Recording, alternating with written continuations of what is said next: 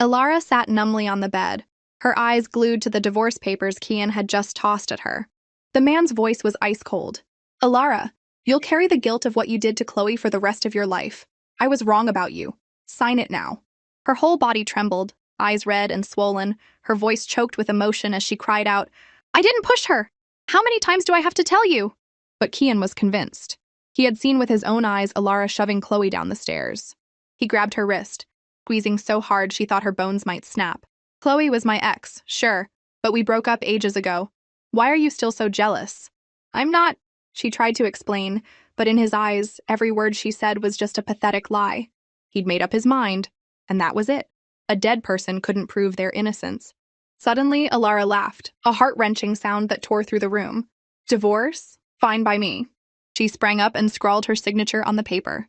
Kian, I loved you for 10 years. Guess it was all just a bad joke. From now on, we go our separate ways. Kian glared at her. You think signing a piece of paper ends this?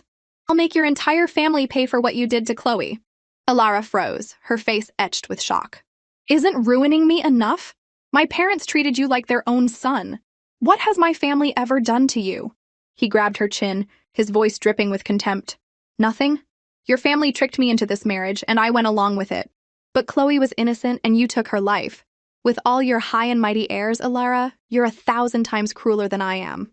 His words hit her like a bucket of ice water, chilling her to the core. She looked at the man in front of her. So familiar, yet so unrecognizable. Do you really think I'm that kind of person? He burst into laughter, as if she'd told the funniest joke he'd ever heard, his eyes burning with hatred that threatened to swallow her whole. You're not even worth my attention. Stop deluding yourself, Alara. From today on, you'll pay for Chloe's death. Watching him walk away without looking back, Alara's heart sank into a freezing abyss. She whispered, her voice shattered by pain. Kian, what if one day you realize you've misunderstood me? Kian paused for a split second, a strange pang piercing his chest, but it was quickly replaced by cold resolve. For the rest of your life, Alara, you're the one who owes me. The next day, Alara was arrested on suspicion of murder. The only witness was Kian. As they led her away, tears streamed down her face. She glanced back one last time at the man behind her. My biggest mistake was loving you. Kian thought avenging Chloe would bring him satisfaction, but all he felt was an aching emptiness, as if a piece of his heart had been carved out. Life in prison was a living hell for Alara. 5 years of being bullied by other inmates pushed her to the brink of despair. Then one day she discovered she was pregnant with Kian's child. She endured 10 months of pregnancy and hardship, giving birth to a tiny life. As soon as she recovered, she had no choice but to entrust the baby to her brother, Ethan. 5 years later, she was released early for good behavior. When Ethan came to pick her up with her little boy, she hugged the child tightly, vowing never to be separated again. At 12 years old, Alara had joked that she'd grow up and marry Kian. At 22, that dream came true. But who could have imagined that 5 years later, he'd be the one strangling her, forcing her to sign divorce papers and pay for Chloe's life? Alara jolted awake from a nightmare, her body drenched in cold sweat. The past was like a beast that never stopped stalking her, always striking when she was least prepared, forcing her to relive that shattering pain. Mom, another bad dream? Leo walked in with a glass of warm milk, his small frame carrying a maturity beyond his years. Want me to tell you a story? Uncle Ethan taught me a ton. The boy's intelligence always filled her with both guilt and heartache. She ruffled his hair. I haven't been spending enough time with you. Your uncle's been so good to you. It's the weekend tomorrow, how about we hit the amusement park with him? Leo's eyes lit up at the mention of the park. His face was a miniature version of Kian's, but while Kian's eyes were icy, Leo's were warm and gentle, sparkling like they held the entire night sky. Alara hugged her son tightly, soaking in the warmth she thought she'd lost forever. The next morning, as Alara and Leo ate breakfast at a diner, a news report on the TV caught her attention. Sources say Kian Croft, eldest son of the Croft family, will arrive in Azure City by month's end to collaborate with the Sterling Corporation. Both companies went public 5 years ago and have since become formidable financial powerhouses. Before the report could finish, Leo reached over and switched off the TV. He looked at his mom, his clear eyes flickering with a hint of unreadable curiosity. That man named Kian. He's my dad, isn't he? Alara's heart clenched. How do you deal with a kid who's too smart for his own good? She thought absurdly. Is there a way to make him a little less sharp? While she panicked, Leo pinched his own cheeks. Mom, I saw that guy's face on the news. Now look at mine. Alara glanced at the uncanny resemblance between her son and Kian, a heavy weight settling in her chest. To make sure Kian doesn't try to whisk you away with him someday, maybe we should take an overseas trip for the holidays this year. Leo shook his head. Based on industry analysis, Mr. Croft's business network is massive. Even if we go abroad, he'd probably find us. Alara could only manage a weak laugh. Haha, you're too smart for me. After a moment of silence, Leo said softly, Mom, don't worry. I'm not going anywhere with him. Alara's eyes instantly welled up with tears. Why'd you say that out of the blue? Leo looked at his mom, his face serious. I just want to be with you. I don't need anyone else, not even him. Alara couldn't hold back anymore and pulled her son into a tight hug. Promise me, okay? That afternoon at the entrance to the amusement park, Ethan told Alara and Leo to hang tight while he went to buy tickets. Just then, a sleek luxury car glided past them. Kian's gaze swept over, then froze abruptly. He ordered the driver to pull over. The driver slammed on the brakes. Kian turned his head. Why did that figure look so familiar? Could it be her? His friend Jax leaned closer to look. Whoa, isn't that your ex-wife? And that kid she's holding. Holy crap! He's your spitting image. Don't even try to deny it, that's gotta be your kid. A storm of shock, anger, and an odd, uninvited joy twisted Kian's face into a terrifying mask. Alara dared to secretly have his child? He couldn't even tell which emotion was stronger. That evening, after dropping Alara and Leo off at home, Ethan had to rush back to his studio to meet a tight deadline. Alara called after him, Don't overdo it with work. Ethan teased, Taking care of you is hard enough already. I don't even have a girlfriend yet. Leo suddenly giggled. Uncle's an old bachelor. Alara quickly covered her son's mouth. Don't be naughty. Don't say that, she whispered. But Ethan just laughed. This kid. Be good and listen to your mom, all right? Leo nodded obediently. After Ethan left, Alara gently asked, Did you have fun today? A blast, right? Leo chirped, So much fun. Just then, the doorbell rang. Thinking it was Ethan forgetting something, Leo dashed to open the door. But when he saw the face on the other side, the boy's smile froze solid. Kian hadn't expected his own son to open the door. Over the past 5 years, he'd imagined reuniting with Alara thousands of times. He pictured her cold, distant, or still full of hatred. Never once did he think he'd meet his child first. Hey kid, it's your dad. Leo's heart lurched, his instincts screaming to slam the door shut. But Kian was faster, blocking it with his hand and pushing his way inside. The moment Alara saw him, her heart plummeted. Bone-deep fear and pain surged back, making her stagger. How did he find us? Is he here to take my son? Kian stepped forward. It's been a while. Alara bit her lip, staying silent. But Leo instantly spread his arms to shield his mom, his small face full of wariness. Mr. Croft, my mom and I are law-abiding citizens. Say what you need to say and leave. He grabbed Alara's hand and tugged. Mom, don't be scared. Let's just go to bed. As they turned to leave, Kian's angry voice cut through. Hold it! You're not going to explain this, kid? Alara froze. 5 years of pent-up anguish and pain bursting like a broken dam. She spun around, her voice choked with tears. Explain what? I was in prison for 5 years. Why can't you just leave me alone? Is someone with a criminal record like me worth your visit? He stepped closer, grabbing her arm. Don't assume you know what I'm thinking. When was the kid born? What's it to you? In prison, obviously. Why do you care if someone like me was pregnant? I'm not worth your attention, am I? Guess only Chloe ever was. Say her name, he roared. Alara struggled to pull her arm free. Let go! As she raised her wrist, a tangle of scars came into view before his eyes. Kian's pupils constricted in shock. Unable to hold back, he asked, What happened? Where did those scars come from? Seeing the shock on his face, Alara let out a bitter laugh. Isn't this the gift you gave me? Kian, I've endured enough of the pain you've caused. I'm begging you, just let me go. Kian's hand fell limp, his eyes filled with doubt. Alara lowered her head. Please leave. 5 years in prison had crushed every illusion she had.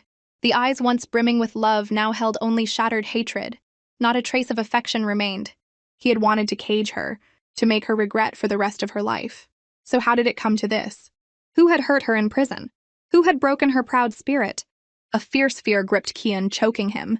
He was afraid he no longer understood the woman standing before him. They had lived together for 5 years, yet now she felt like a complete stranger. When she looked up, the hatred in Alara's eyes surged like a raging tide. Get out! Kian finally left. Standing outside the door, he kept asking himself, how did Alara become like this? What had she gone through in those 5 years? His chest felt heavy, his hands clutching his collar, struggling to breathe as if being strangled. Inside, Alara leaned against the doorframe, pain silently spreading across her face. Every suppressed emotion crashed over her like a tidal wave. The dark, hopeless days screamed in her ears, pulling her back into the abyss. Mom, want some milk? Leo's voice broke the silence. Alara nodded, pulling her son into a tight embrace. After a chaotic night, she hoped Kian would leave them alone. But the next afternoon, the unthinkable happened. Ethan called, his voice frantic. He couldn't find Leo at preschool. The principal said he'd been picked up by Kian. Alara clutched her shirt, her fingertips trembling. It's okay. Don't be afraid. Kian had stolen the last shred of trust she had. Now she would use everything she had left to fight him. Meanwhile, Kian held Leo's hand, leading him into the Croft family mansion. Kian's mother, Eleanor, froze for a second when she saw the boy, then asked gently, "Sweetheart, who are your parents?" She reached to hug Leo, but he deftly sidestepped. "You don't need to know who my mom is," Leo said, his voice clear but cold. "And I don't care who my dad is." Kian frowned. "What's that supposed to mean?" "Exactly what I said." Leo's eyes showed no trace of fear. Eleanor stepped closer again.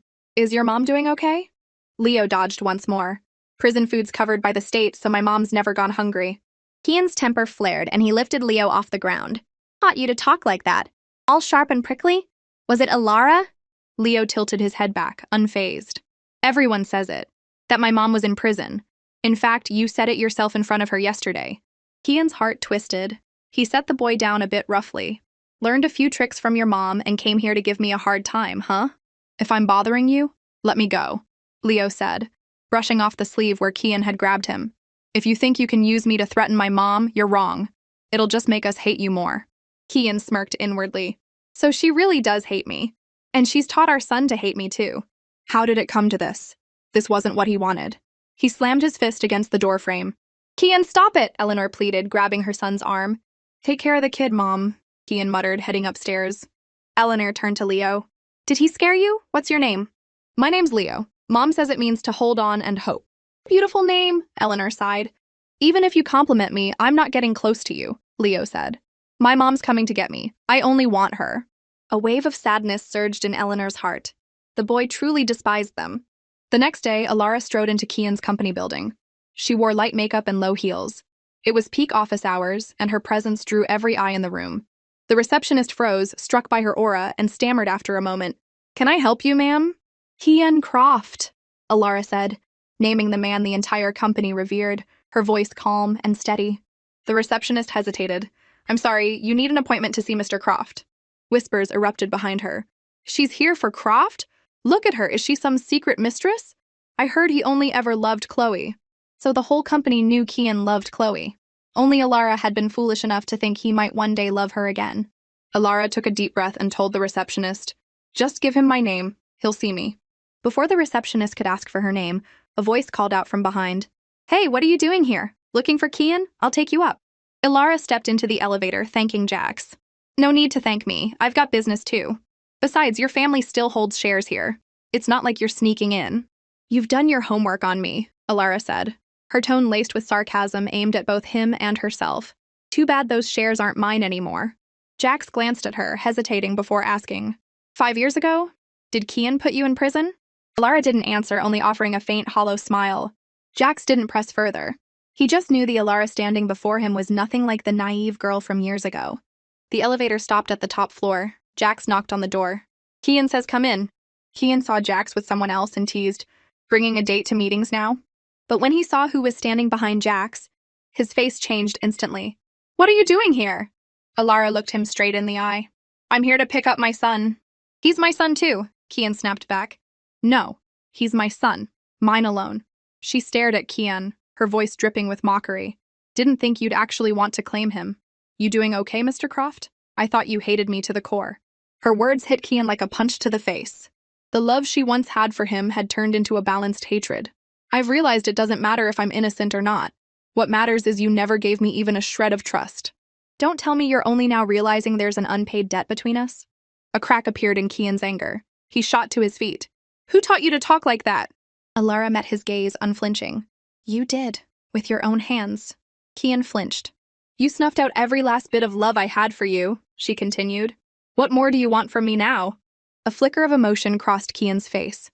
Looking at the woman before him, he felt an odd sense of being lost. Alara's voice was almost pleading. "I have nothing left to give you. You've already taken my family's fortune. I'm begging you, can't you show me even a little mercy?" Kian's throat tightened. Seeing her like this, Frustration sprouted in his chest like wild weeds.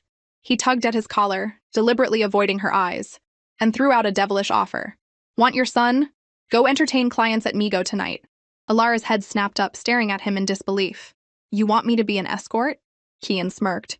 What? You want your kid but can't handle a little thing like that? Alara took a few steps back, shaking her head. You're even crueler than I thought. A strange sense of relief washed over Kian. He thought she'd refuse, but Alara suddenly smiled. Fine. If Mr. Croft wants it that way, how can I say no?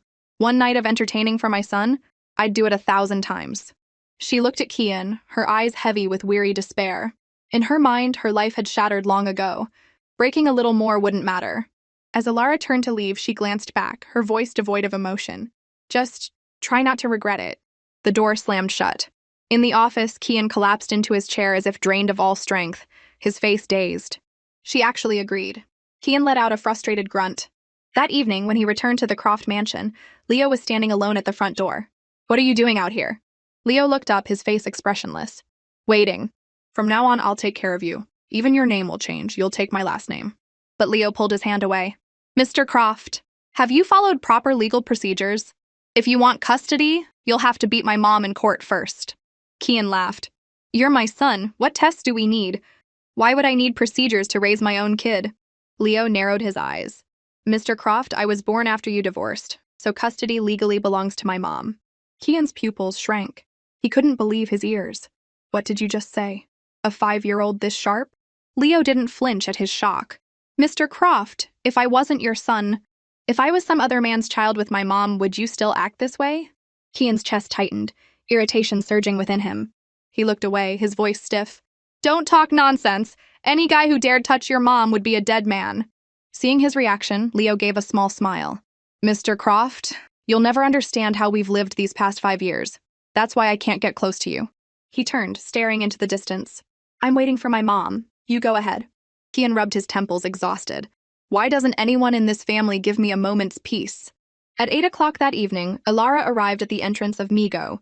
She had styled her hair and wore an elegant yet sharp tweed outfit. At the same time, Kian stepped out of a luxury car. Alara looked at him, sadness welling up. From her teenage years until now, she had loved him for 15 years, suffering her whole life. Only now did she realize there was no going back. The price of this realization was her dignity and a shattered family. How did it come to this? Who was pulling the strings behind it all? While she was lost in thought, a drunken man staggered toward her. Hey, pretty lady, you alone? Want to hang with me? Alara's eyes turned ice cold, and she refused him flat out. But the man still reached to grab her. In the next second, a figure flashed by, seizing the man's wrist so hard it seemed his bones might snap. The man yelped in pain. Kian growled through clenched teeth. Get lost! The guy saw Kian's ferocious glare, muttered a curse under his breath, and scurried off. Kian turned to Alara, his voice low. How long have you been waiting? Alara lowered her eyes, her long lashes casting shadows on her cheeks. Not long. 10 minutes. Kian studied her. Alara's posture was flawless, every detail perfect. But that very perfection made her feel like a stranger. Back then, she was always warm, generous, her eyes brimming with love for him. Now, those eyes held only an empty void. The pride that had been broken was long gone, swallowed whole, leaving nothing behind. Kian instinctively looked away, his tone curt as he told her to follow him upstairs. They took the elevator to the second floor, but at the door to the private room, Alara froze. Kian glanced down. What, not going in? Alara stayed silent, her lips pressed tight. Kian smirked to himself. Good. There's still time to back out. Just as he thought that, Alara clenched her fists, pushed the door open, and stepped inside.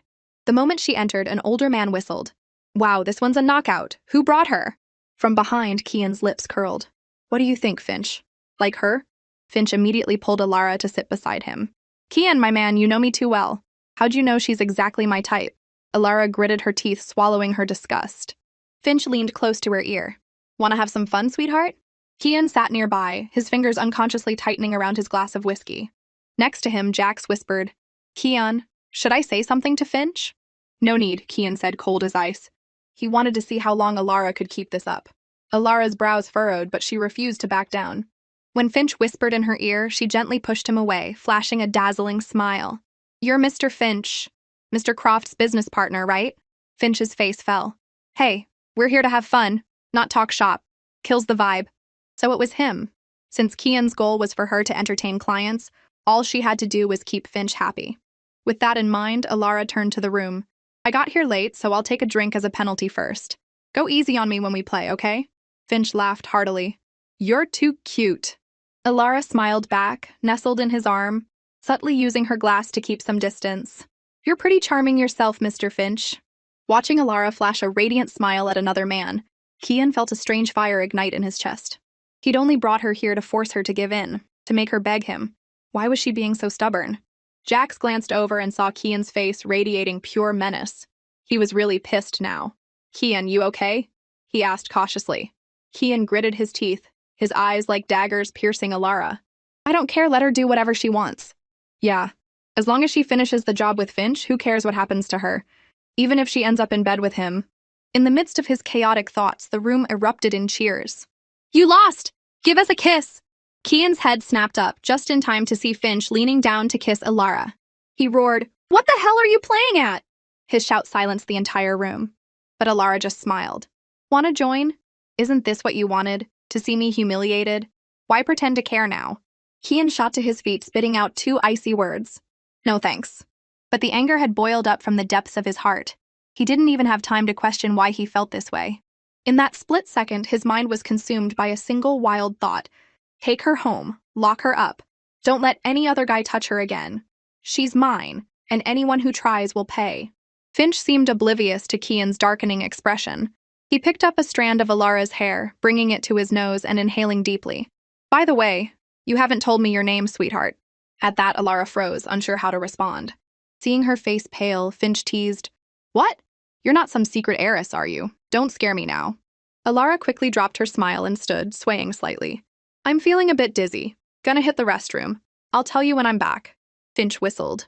I'll be waiting, sweetheart. Alara stumbled into the bathroom. She braced herself against the sink. What was she supposed to say now? I'm Alara Croft, the former heiress now reduced to entertaining clients to survive. The dignity and strength she had painstakingly rebuilt would crumble into a cruel joke. Kian approached silently, unnoticed. The next second, she was slammed against the sink. She looked up, meeting his familiar mocking gaze. He leaned down, his voice dripping with scorn. What? Scared I'll tell him who you are? His thumb grazed her red lips with undeniable force, then slid down to tilt her chin up. Why not push him away, if I hadn't stopped it? Were you actually going to let Finch kiss you? Alara turned her face away, eyes lowered, silent. He didn't let her escape. He forced her chin higher. 5 years, and you've lost all self-respect, huh? Suddenly, Alara laughed. She laughed as tears streamed down her face. What right do you have to judge me? Weren't you the one who brought me here? You told me to entertain, and I did. Kian gripped the back of her neck, pressing his forehead against hers. His hot breath burned her face. What if I told you to date him? Then I'd do it. In your eyes, I'm just a toy you can summon and discard, right? You don't care? So why should I? You brought me to a place like this. Did you think I wouldn't get harassed? She shoved him away, her voice trembling. You just wanted to see me humiliated, didn't you? Haven't seen enough? Disappointed yet? Her words ignited his fury. He slammed her against the cold wall, his searing lips crashing onto hers in a punishing kiss. He couldn't even explain it to himself. He should despise her, but seeing another man desire her filled him with rage, leaving only one thought. She's only for me to look at. Alara struggled fiercely. Just then, footsteps echoed outside the door. Kian gave a low, taunting chuckle. Go ahead. Scream. Let everyone see how pathetic you are. Alara shoved him away hard, her voice breaking. Why do you keep tormenting me like this? What am I to you? A toy you can pick up and toss aside whenever you want. Wasn't 5 years ago enough? I've already paid too high a price. Why can't I ever escape you? She wiped her lips as if to erase the humiliation, then ran off without looking back. Kian stood frozen, his heart feeling squeezed. He didn't understand why seeing Alara in pain made his own chest ache with every beat. He must be crazy, or drunk. Why else would he feel these forbidden emotions for the woman he was supposed to hate forever after 5 years? When Alara returned to the private room, Finch was still waiting. The moment he saw her, he slung an arm around her shoulder, casual as an old lover. Kian walked in just then, his eyes darkening instantly. Finch leaned in to whisper, Is there something going on between you and Kian? Alara stiffened, unsure how he knew. She quickly regained her composure, flashing an innocent smile. Mr. Finch, you're joking, right? There's nothing. But Finch wasn't easily fooled. I saw Kian follow you right after you left, he said. Alara lowered her face, not responding further. Then, out of nowhere, she asked, "Mr. Finch, do you really want to know who I am?" Her serious tone made him pause. She said her name was Alara. The name Alara, splashed across headlines 5 years ago. The heiress accused of murder, Kian Croft's ex-wife. The truth hit Finch like a lightning bolt. He gaped. "You're kidding!" Alara replied coldly. "What's there to kid about? I served 5 years in prison. Don't believe me? Look it up online, Mr. Finch." Finch's mind reeled. If this was true, Alara was Kian's ex-wife. So why would Kian bring his ex to entertain clients? He couldn't help asking, "Why did Kian tell you to come here?" Alara laughed, a mix of resignation and self-mockery. "We're divorced. You don't need to think of me as anything to Kian." Exactly. She had never been anything to Kian. Not 5 years ago, and not now. There had never been a place for her in his heart. Before she could finish, Kian strode over. In front of the stunned room, he hoisted Alara over his shoulder. The sudden move sent her into a panic, thrashing and shouting, "Kian, what are you doing? Put me down!" Her voice was a mix of fear, anger, and a deep, unspoken sense of betrayal. Kian only smirked, his voice thick with jealousy and possessiveness. "Put you down? So you can keep flirting with other guys?" Finch, standing dumbfounded on the sidelines, stammered, "Kian, calm down and talk it out. Don't do anything crazy." Kian ignored him, turning to Finch. "Sorry, Finch. Tonight, she's mine. We'll catch up later." Finch jumped up. "Kian, you jerk! You bring a girl here and then steal her for yourself?" Alara's face flushed red. Being carried like a sack in front of everyone was utterly humiliating. "Kian, put me down!" "What if I don't?" Kian said, hauling her out of the room without a glance at the gaping crowd. The jolt made Alara dizzy. Humiliation and rage boiled over. "Let me go!" Kian only mocked her. "Nice one. Quite the vocabulary. That Ivy League education wasn't wasted. You're the one who told me to entertain clients and now you're changing your mind? Let someone else take me home. I spent 5 years in prison because of you, you bastard. What more do you want?"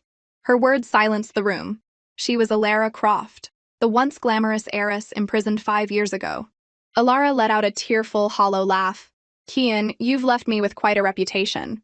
She didn't want to cry, but fate was cruel. Just when she thought she'd escaped, another blow reminded her she'd never outrun this shadow. "Haven't you humiliated me enough? Put me down!" Alara thrashed on his shoulder, but Kian was unrelenting. "Stay still." Before he could finish, a dull thud sounded. Alara went silent. Panic gripped Kian's chest. He quickly lowered her, pulling her into his arms, calling her name repeatedly, but she didn't respond. In the quiet hospital room, Alara slowly opened her eyes, looking around in a daze. Seeing her silence, Kian knew she didn't want to talk. He spoke first, his voice stiff. "You awake?" Alara shot him a cold glance, saying nothing. Kian sat beside the bed. "What, still mad at me? I saved you tonight, you know." Alara reacted as if she'd heard the lamest joke in the world. "Oh, I should thank you? You ruined my life 5 years ago, and now you're finding new ways to humiliate me. I must have done something truly awful in a past life to be destroyed by you so thoroughly." Her words cut into his heart like a knife. He leaned closer. "You're still trying to justify yourself? Chloe's death." "What if Chloe's death had nothing to do with me?" Alara interrupted. "Kian, just answer me one thing. If it really wasn't me, could you ever repay the debt you owe me in this lifetime?" Kian's pupils shrank. He stared at her, full of doubt. "Impossible. I saw Chloe get pushed with my own eyes. It was you, Alara." But as Alara looked straight at him, her eyes, once filled with love, were now empty, desolate. All her feelings had been devoured by the hatred from 5 years ago. "Kian, I don't hate you. Because now I just feel sorry for you. Whether I hate you or not doesn't even matter anymore." Her words shocked him, igniting his anger. "Stop pretending you're innocent. If you had something to say, you should have said it 5 years ago. Have you ever given me a chance to speak?" Alara's voice was choked, exhausted. "No, you never believed a single word I said. I was your wife for 5 years and you never cared about me. Kian, if you didn't love me, why did you marry me? Do you think you did right by me? By Chloe?" Kian finally lost his composure. "You climbed into my bed. That's the only reason I married you." Alara slowly lowered her head, her hair hiding her face. "So that's how you see me. You've really forgotten everything. Love is useless and longing is a joke. Kian, everything I ever did for you was a waste. If I could do it all over, I'd choose to never have met you." She pointed at the door, screaming, "Get out!" Seeing her, Kian was stunned by her raw ferocity. The commotion brought nurses rushing in. Kian was pushed out as they restrained Alara, a needle with sedative piercing her arm. She went limp, passing out again. He didn't understand what was wrong with her. In his daze, he remembered the jagged scars on her right arm. How desperate must she have been to harm her precious hands? She was a designer, those hands were her lifeline. What had broken her so badly she'd hurt herself? When had she become like this? What had she endured in prison? The head doctor approached, handing him a report. "Mr. Croft, your wife's condition isn't good. She's suffering from severe depression, likely from serious psychological trauma. Has anything happened between you two recently?" Kian gripped the report tightly, his knuckles turning white. "No," he replied, his voice flat. The doctor sighed. "Medication alone won't be enough. According to her records, she hasn't been cooperative with treatment. She needs long-term care. Do you know what she likes?" That last question left Kian speechless. He suddenly realized he didn't know what Alara liked at all. Seeing his blank look, the doctor continued. "I suggest you find out. Her condition is severe. Did you know the scars on her arm are new ones layered over old ones? The most recent is from 2 weeks ago. So she'd been hurting herself." Kian's throat tightened. An unnamed emotion clogged his chest, making it almost impossible to face her. But she killed Chloe. He should be glad to see her like this, right?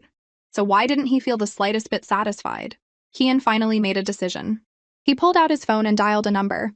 "I want you to investigate everything that happened to Alara during her 5 years in prison. I suspect someone impersonated me to harm her." After Alara was admitted to the hospital, Kian brought their son to visit.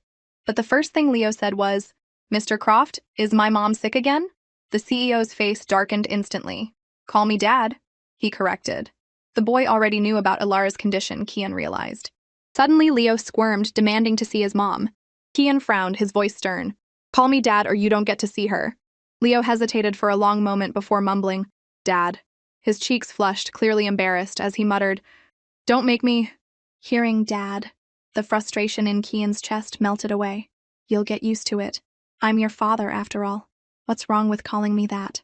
But the boy lowered his head, murmuring, "But I'm 5 years old. For 5 years, you never once cared about me." "Your mom hid you too well," Kian said helplessly. "I only just found out you existed." Leo's head snapped up. "What about when Mom was pregnant? Don't tell me you didn't know that either?" The question left Kian stunned. He couldn't answer. If he'd known Alara was carrying his child, he might not have sent her to prison. Facing Leo's gaze, Kian felt a pang of guilt and changed the subject. "Enough about that. Your mom's not doing well. I want you to comfort her." Leo lowered his head, his voice soft.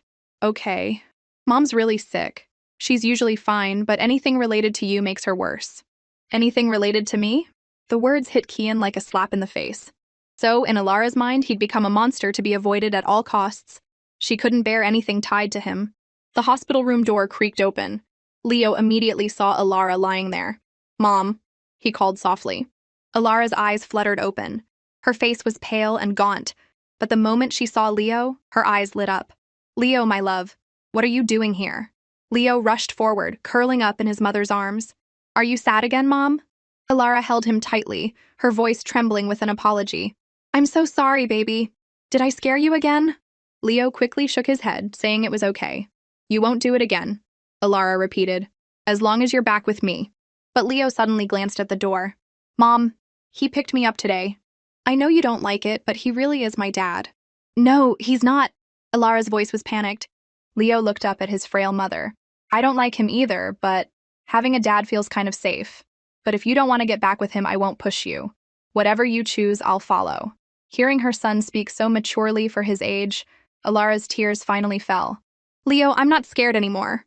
Let's go home and live with Uncle Ethan, okay?" Leo nodded, his eyes full of determination. When Alara fell asleep, Leo slipped outside. Kian was waiting. "How's your mom doing?" "She's okay," Leo said, then hesitated before using the new term. "Dad, when Mom gets better, I have one condition. You have to let us go back to our family. Mom's not as sad as she used to be." Kian frowned. "Back to that rundown place?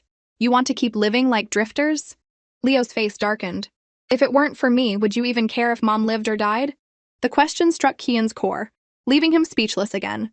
"See? You two don't love each other. Staying together would only cause pain. I'm best off living with Mom." "You can visit me anytime. I'll talk to Mom about it. Think it over, Dad." Kian felt a pang in his chest. How was a 5-year-old so perceptive? The boy's maturity stabbed at his heart. But this was his son, a Croft. He couldn't let him suffer out there. He had to be raised in the family. In the days that followed, Kian brought Leo to the hospital to visit Alara. Perhaps because of her son, Alara's spirits visibly improved. She was slowly emerging from her depression, though her eyes still burned with hatred whenever she looked at Kian. A few days later, Alara was discharged. Ethan fussed over her. "Take your meds on time. Don't just pop a pill when you feel bad. This isn't a cold. One dose won't fix it." For a rare moment, Alara acted playful. "Ethan, look at me. I'm fine now. I'm usually okay, you know." "What about seeing Kian again?" Ethan's single question froze Alara's smile. Exactly. When she saw Kian, she panicked, lost control. That man had hurt her so deeply that she was trapped in his shadow, afflicted with an incurable disease called memory. Alara took a deep breath, her eyes hardening with resolve. Some things medicine can't fix. I have to rely on myself. I don't want to live under Kian's shadow anymore. I need a new life, a fresh start. Even with this illness, I'll fight this fear. Meanwhile, in a luxury car parked a block away, "Are you stalking your ex-wife?" Kian shot Miles a sharp look. "One more word and I'll throw you out." Miles just grinned widely. "You've been awfully concerned about her lately. What, finally falling for your ex?" Kian cleared his throat, dodging the question. "I need you to do something for me today." Not long after, an unexpected visitor arrived at Alara's studio. Miles accepted the coffee she offered and got straight to the point. He handed her a business card. "Ms. Alara, are you the designer Dama?" "Sorry, no," Alara denied immediately. "Don't be so quick to say no," Miles interrupted. "My company's launching a spring wedding dress line, and we'd be honored to collaborate with you." But Alara shook her head. "Sorry, I'm not Dama, and I don't want to design wedding dresses. I don't believe in love anymore, so I can't create. Please leave." Miles nodded, not pushing. "I understand. But Ms. Alara, I hope you'll reconsider. Even if you've been hurt, wounds need sunlight to heal. Your talent is yours. No one can take it away. I believe in you." Alara froze, looking up at Miles's encouraging gaze. He stood up. "I'll get going. If you change your mind, call me anytime. Our design team would love to work with you. Thanks for the coffee, it's great." Leaving Alara's studio, Miles headed straight to the black car parked by the curb. As he slid into the passenger seat, Kian asked, "Well?" Miles shook his head. She refused. "I figured," Kian muttered. Seeing Kian's distracted look, Miles raised an eyebrow. "Why not ask her yourself? Why send me?" Kian's grip tightened on the steering wheel. "If I went, she'd rather die than accept the help." Miles smirked slyly. "True, she'd probably rather see me than you." Kian shot him a deadly glare. "Looking to get yourself killed?" Miles raised his hands in surrender. "Whoa, don't get so heated. I'm helping you make money, and this is the thanks I get?" His voice turned serious. "But really, if you care about her so much, why'd you throw her in prison 5 years ago?" Miles was right. She was supposed to be the person he hated most. So why was he trying so hard to help her? After a long silence, Kian's voice came out hoarse. "Because she killed Chloe. And Chloe was pregnant at the time. But it turns out Alara was pregnant too." "You didn't know," Miles pointed out, his tone dripping with sarcasm. The implication was clear. For his mistress, Kian had locked up his pregnant wife. Seeing the car suddenly speed up, Miles smirked. "What, hit a nerve?" Kian gritted his teeth. "I've been too easy on you. I'll call your grandpa and spill all about your little flings." Now it was Miles' turn to panic. "Kian, that's low. What kind of friend are you? Who said I'm your friend?" Finally, Kian dropped Miles off at home. As soon as he got there, his phone rang. A clear, young voice came through. "Dad, it's me." Kian's tone softened instantly. "Leo, what's up?" Leo spoke like a tiny adult. "Dad, did you see Mom today?" Kian's heart skipped a beat. "Why do you ask?" "Your mom said someone recognized her as Dama and wanted to hire her. I know you sent that person, right?" "He's definitely my son," Kian thought. "Got my instincts." "Yeah," Kian admitted. "I wanted to help your mom." "But why only now?" Leo pressed. "If it's because you feel guilty about the last 5 years, we'll take it. But if it's just pity, we don't need it." Kian's heart sank. "Did your mom tell you to say that?" "No," Leo replied from the other end. "I thought of it myself. Mom doesn't know I'm calling you." Kian sighed. "I just want to help you and your mom. Why won't you let me?" "I don't need a better life," Leo said. "If you don't have feelings for my mom, please don't bother us anymore. But thanks for thinking of us." With that, he hung up. Kian stared at the dark screen, dazed. A wave of panic rose within him. He felt like he was losing both Alara and Leo. Meanwhile, after Miles left, Alara sat alone in her studio. Seeing her glum expression, Ethan walked over and ruffled her hair. "What's on your mind?" Alara looked up, her eyes full of hesitation.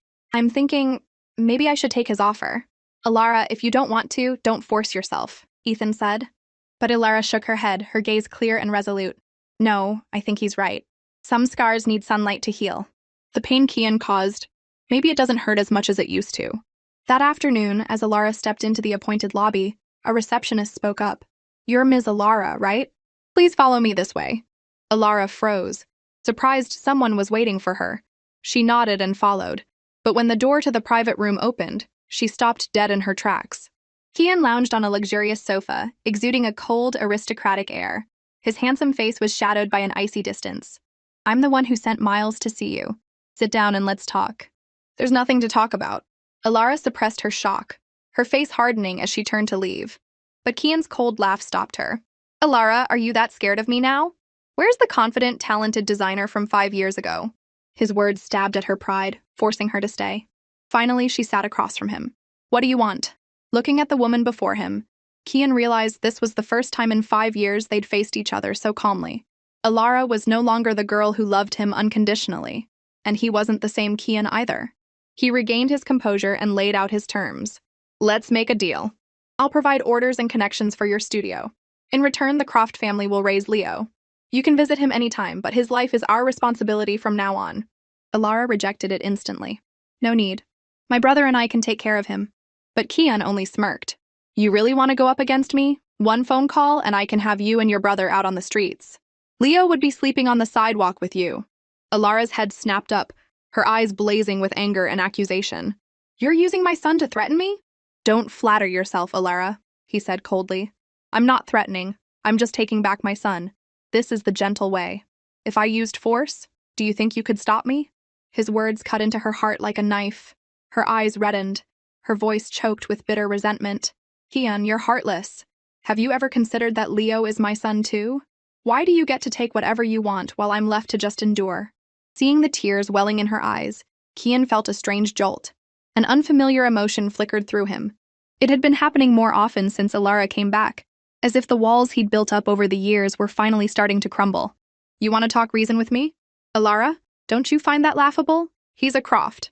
You've never had a say in his future. Ilara gave a sorrowful laugh. Maybe not, but I raised him for 5 years. You didn't lift a finger. So you want money? Kian said, his voice dripping with contempt, as if he'd seen right through her. 5 million. Call it payment for raising Leo. If you want cash, just say so. Don't pretend to be noble. His scornful gaze clearly branded her as the kind of woman who'd sell her own son for money. Ilara stayed silent, staring at Kian. After a long moment, she laughed, a broken sound that was almost dizzying. Since you're so eager to compensate, I'll assume it's your guilty conscience. 5 million, wired to my account by tomorrow. Free money. Who'd say no? Her smile vanished as quickly as it appeared, her eyes flashing with cold defiance. 5 million's a bit cheap, though. I thought a man like Mr. Croft would shell out billions for his son. I was ready for 9 figures, and you offer just 5 million? She clicked her tongue in mock disappointment. As she expected, Kian's face darkened.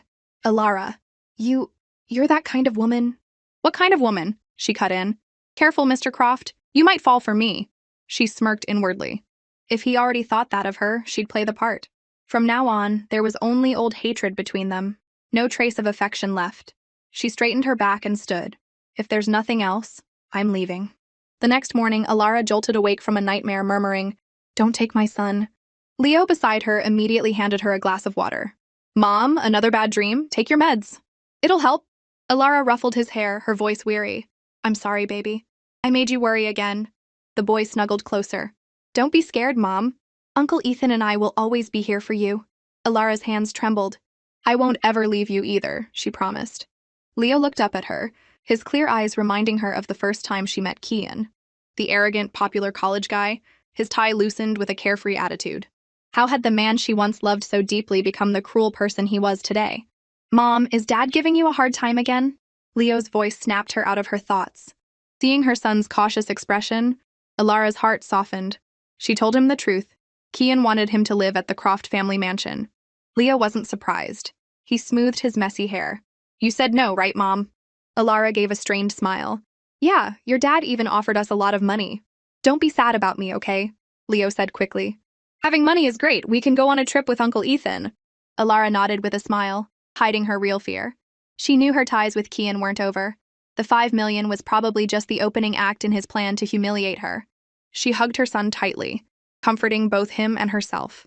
Leo, I won't let anyone take you away. Later, Alara headed to her studio. As soon as she walked in, Ethan greeted her with a grimace. Alara, bad news.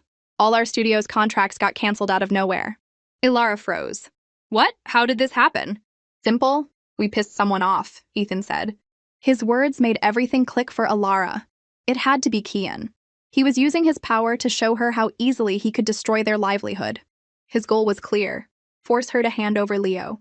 She clenched her fists, her resolve hardening. No matter what, she wouldn't give her son to that man.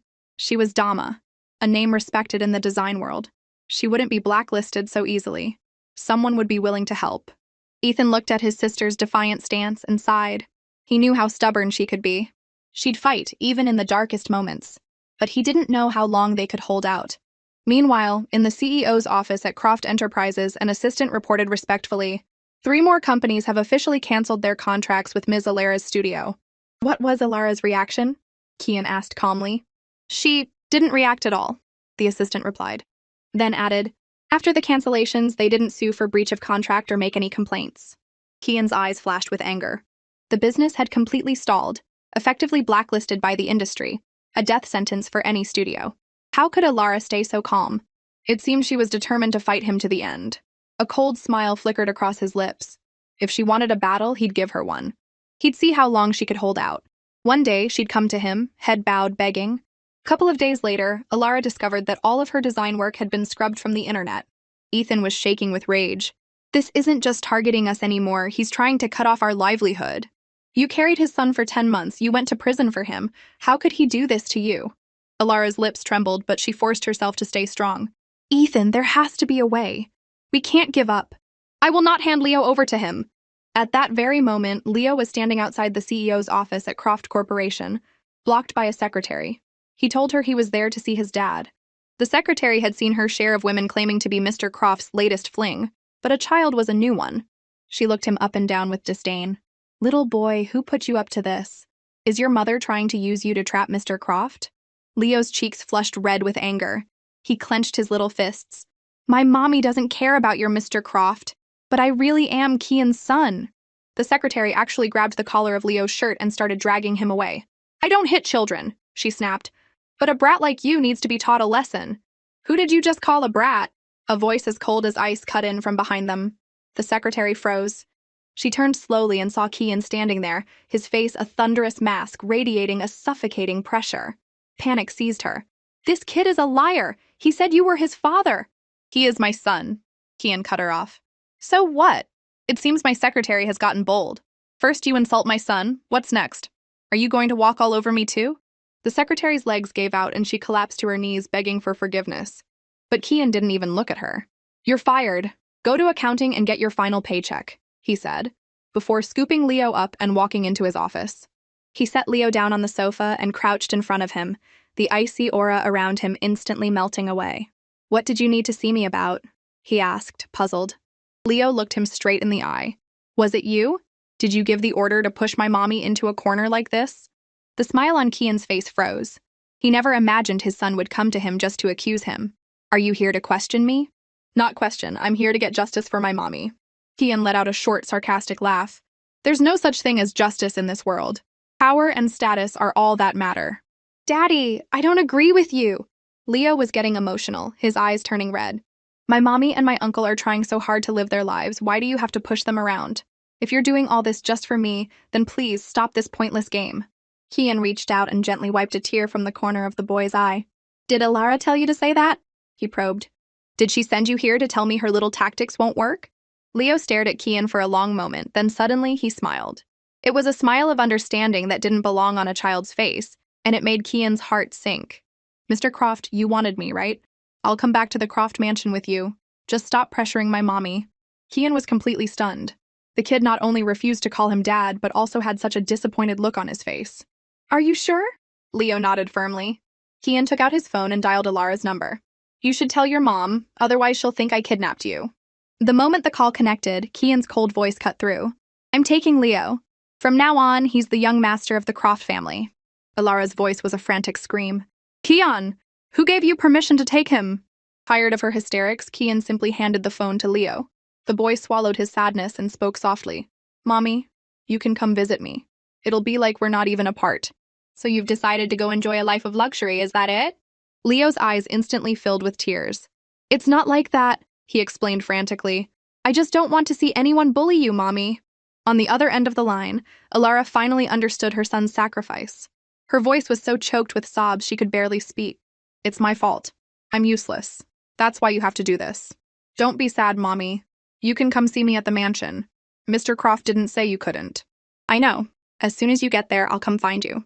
Just then, Alara's voice, full of defiance, came through the phone. Are you really determined to fight me for our son? He's a Croft. There's nothing wrong with me bringing him home, is there? Kian cleared his throat, his tone softening slightly without him realizing. If you want, you can come live here with him. Alara's voice suddenly became firm, filled with a desolate resolve. Let's go to court. Kian was taken aback, then laughed mockingly. Jax is the best lawyer in the entire city. You want to take me to court? Alara, are you being naive? Then I'll see you in court. Alara fought back tears, declaring that when it came to her son, she would never back down. The line went dead. Kian stared at the dark screen, a mix of emotions churning inside him. Had he really just asked her to move in? Ridiculous. Alara tried to find a lawyer to take on Kian, but she was turned away 5 times. The moment she mentioned Kian's name, they all politely declined. But she wasn't ready to give up. It's okay, she told herself. If I can't find one today, I'll find one tomorrow. As Miles was driving past the mall, he happened to see Alara standing on the side of the road. Surprised, he found a place to park and walked over to her. Alara didn't notice him until his shadow fell over her. She looked up and saw Miles, instinctively taking a few steps back. Miles chuckled. Why are you so scared of me? Last time, I really was just trying to help you and Kian. He trailed off when he saw her frown, her eyes clearly saying, let's see you talk your way out of this one. Seeing her expression, Miles dropped the act and apologized sincerely. Okay, my bad. I lied to you last time saying it was a business collaboration when I was really just helping Kian find you. I'm sorry. Please don't be mad. He paused. You look down. Did something happen? I'm looking for a lawyer to sue Kian, Alara said, her voice cool, but with a tremor she couldn't hide. He took my son back to his family's home without my consent. But Leo is my son, too. Miles looked surprised, then concerned. Honestly, that's not going to be easy. Forget Seaview City in this whole state, beating Kian in court is next to impossible. Even though she had expected it, hearing him say it made Alara's heart sink. Seeing her face pale, Miles didn't have the heart to crush her hopes further. Look on the bright side, he said. The Croft family has money. Leo won't be mistreated living with Kian. You're still young. Don't let yourself get trapped by Kian. You can have a fresh start. For me, the best thing is having my son with me. Alara cut him off. Without him, what's the point of a fresh start? I'm not telling you to give up on him. You can go to their house, see him, play with him. But you need to free yourself from the idea that he's a chain holding you down. Do you know what I mean? Seeing her stunned expression, Miles added, You are the most important person in this equation. Don't forget, you're Alara. The name Alara felt like a needle piercing her heart. Her eyes reddened as she looked at Miles. Thank you. Every time we meet, you always find a way to comfort me. As a show of gratitude, she offered to buy him dinner. Miles smiled. Can I pick somewhere expensive? The question made her laugh. Kian gave me 5 million. 1 meal for you is nothing. Miles pointed to a Japanese buffet in the mall. As they walked in, he mentioned he loved Japanese food, and Alara smiled in agreement. Me too. 5 years ago, I set a record here. 22 plates of sweet shrimp in one sitting. Miles paused, the menu in his hand. 22 plates? When the food arrived, Alara's eyes practically sparkled. Seeing her finally happy, Miles asked casually, Who were you with? The time you ate so much? Alara's hand froze mid-air. After a moment of silence, she answered, With Kian. Sweet memories from 5 years ago flooded her mind. But in the end, they were all just a one-sided fantasy. Sophie frowned at the sweet shrimp in front of her. Kian, I don't like sweet shrimp. If you don't want to eat, you can leave, Kian said coldly. Sophie pouted. Are you really that annoyed to be out with me? If my grandpa hadn't set this up, you wouldn't have even come, would you? Kian wiped his mouth, not bothering to hide his feelings. Frankly, if your grandfather hadn't asked, I wouldn't have even acknowledged you. Sophie's eyes welled up with hurt. How can you treat me like this? I like you so much. Can't you give me even a little bit of attention? Kian's mind drifted, and an image of the Alara from 5 years ago appeared in his head. She was a proud, elegant heiress to the world, but with him she was gentle and patient. Her eyes always filled with the hope that he would finally notice her. Kian, are you listening to me? Sophie slid closer, pulling him back to the present. Why don't you be with me? My family can help you. It would only be a good thing for you. Kian sneered. You think I need a woman to get ahead? Sophie panicked. No, that's not what I meant. I heard Alara is out of prison and I'm afraid she'll start bothering you again. I can be your shield. Please, just be with me. Kian refused without a second thought. Rejected, Sophie's spoiled princess attitude flared up. Why? Do you think I'm not good enough? The Alara from 5 years ago can't even compare to me now? Kian's eyes turned to ice. Sophie, don't push it. You don't have the right to talk about Alara. He stood up. If there's nothing else, I'm leaving. And in the future, don't use your grandfather's name to ask me out. I still have respect for him. Don't ruin it. But Sophie was persistent. I'm coming with you. Even if you don't drive me home, I'll follow you to your house and get a cab from there. As the car started, she suddenly pointed out the window. That looks like Alara. Kian's heart dropped. What did you say? He asked, turning to look. I just saw a woman on the street who looked a lot like Alara. She was with Miles. You saw wrong, Kian said stiffly, but a wave of irritation washed over him. When they arrived at the Croft mansion, Kian walked straight in. Sophie shamelessly followed him. He was just about to turn around and kick her out when she let out a cry of surprise. Is this your son? He looks just like you. Leo hopped off the sofa. Who are you? He asked, his voice bright. I'm your daddy's new girlfriend.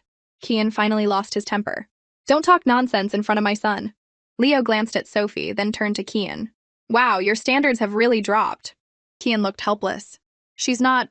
Fine, I'll take your word for it, Leo said, his expression instantly changing to a sweet smile. He turned back to Sophie. Ma'am, why are you blocking the entrance to our house? Are you trying to break in? His words made Sophie's face turn beet red. Your daddy invited me in, she finally sputtered. Kian crossed his arms. Leo copied him.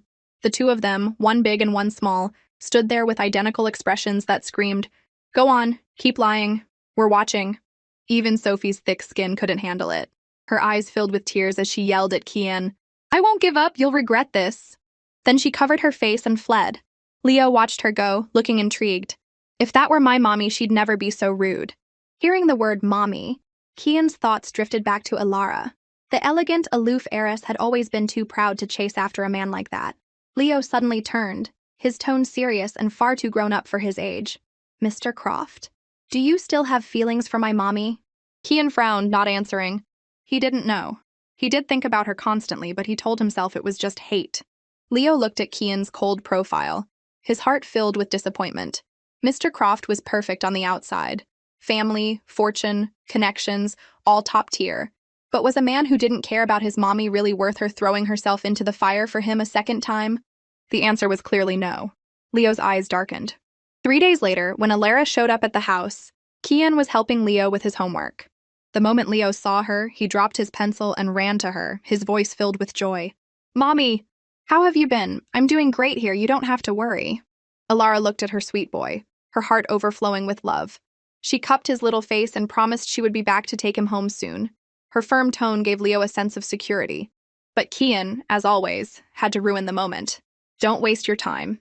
No matter how long I give you, you'll never find a lawyer who dares to go up against me. He paused, his voice dripping with condescension. If you ask me, I'm not against the three of us living together. You might as well just give in. Alara couldn't stand it anymore. Kian, how can you be so cruel? She interrupted. What more do you want from me? I did the 5 years. I took all the blame and the shame. I'm out now. Why won't you just leave me alone? Kian acted as if he'd heard the world's funniest joke. You're the one who showed up at my door. How is this me bothering you? Alara, you were never supposed to be in my life again. But you showed up with a child. You can't blame me for being suspicious of your motives. Alara quickly covered Leo's ears, trying to shield him from the hurtful words. Leo is my son, and he's your son too. No one would suspect their own child. Aren't you afraid of hurting him when you say things like that? Kian froze, his gaze shifting to the little boy in her arms. Leo's clear eyes were filled with disappointment. Mr. Croft, he asked, do you think my mommy is using me to get your attention? His young but firm voice left Kian speechless.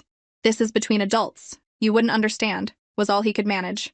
Leo pulled away from Alara and bravely stood in front of her. You're right, I don't understand.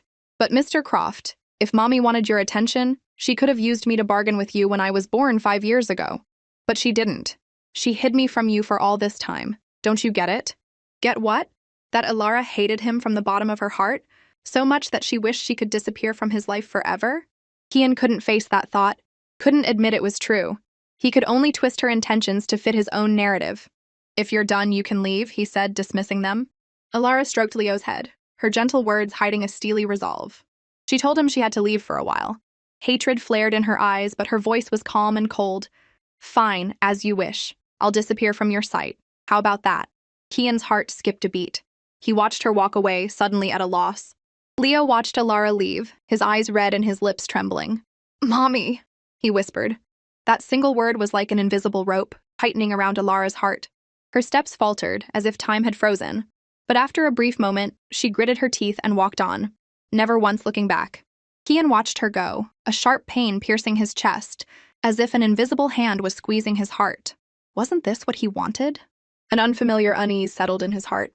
He called her frantically, but the only response was the robotic voice telling him her phone was off. It was clear Alara was truly gone from his life. She glanced at the time in a daze and her eyes widened. "How did I fall asleep? The deadline is tomorrow, I have to keep going." Her head was spinning, her body was chilled, and her throat ached. She realized she had a cold. With a resigned sigh, she stood up and decided to go to the hospital. For my son, she thought, I have to get better quickly. A handsome doctor took her temperature, clicking his tongue in surprise. "You're lucky you came in when you did. Any later, and it could have been dangerous." Alara thought the doctor looked familiar, but before she could say anything, a wave of dizziness washed over her. The world went black, and she collapsed. When she opened her eyes again, the first thing she saw was the familiar yet strange face of Kian. Her eyes shot open. She tried to speak, but her throat felt like it was being scraped with a knife. Still, she forced the words out. "What are you doing here?" "It was Jax's brother who called me," Kian explained. He stood up and gently helped her sit up. Alara leaned against the headboard, her mind drifting back in time. She remembered being the pampered heiress, meeting Kian for the first time at a lavish party. He was dashing, she was elegant. Who would have thought they'd meet again like this? It was so ironic, it was almost laughable. Kian handed her a glass of warm water. "He recognized you, so he called me." "I have to say, Jax's brother is pretty broad-minded, calling his patient's ex-husband for help." Alara took the glass without a word. Seeing her silence, Kian picked up an apple and began to peel it. "You know, Alara, you're a real failure at life," he said as he worked. "You're so sick you don't even have anyone to come to the hospital with you. You might as well just come back to my place. Like I said, I'm not against the three of us living together." She forced a pale smile. "You don't need to worry about me, Mr. Croft. If you're not busy, you should probably get going." Kian froze. Who did she think he was? Alara saw the stunned look on his face and gave a sarcastic laugh. "It's just a cold. I'm not going to die. Aren't you a busy man? There's nothing between us anymore. If you came here to laugh at me, well, you've seen it. You can go now." Laugh at her? He had rushed over here, paid her bills, handled her paperwork, and she thought he was here to laugh at her? The anger boiled inside him, leaving him feeling suffocated. He forced down his rage and shot to his feet, shoving the peeled apple into her hand. "I just came to see how pathetic you could be on your own. There's nothing here worth my time." He stormed out, slamming the door behind him with a loud bang. Alara sat on the bed and let out a self-deprecating laugh. Care about her? He never cared about her feelings when he was hurting her. Now he was suddenly acting concerned? How ridiculous. After her IV drip was finished, Alara went to handle her discharge paperwork alone. Weak and unsteady, she nearly fell, but a strong hand caught her just in time. "Are you all right?" a pleasant voice asked with concern. Grateful, Alara quickly thanked him and turned to leave. But the man seemed curious and asked for her name. Just then, someone from the Croft family appeared. "Miss Alara, Mr. Croft is waiting for you. The young master is with him." A flicker of surprise went through Alara. She hadn't expected Kian to still be waiting after all this time. As she stepped out of the hospital, Leo came running towards her like a happy little deer. Alara immediately crouched down and pulled him into a tight hug. "Did you miss Mommy these past few days?"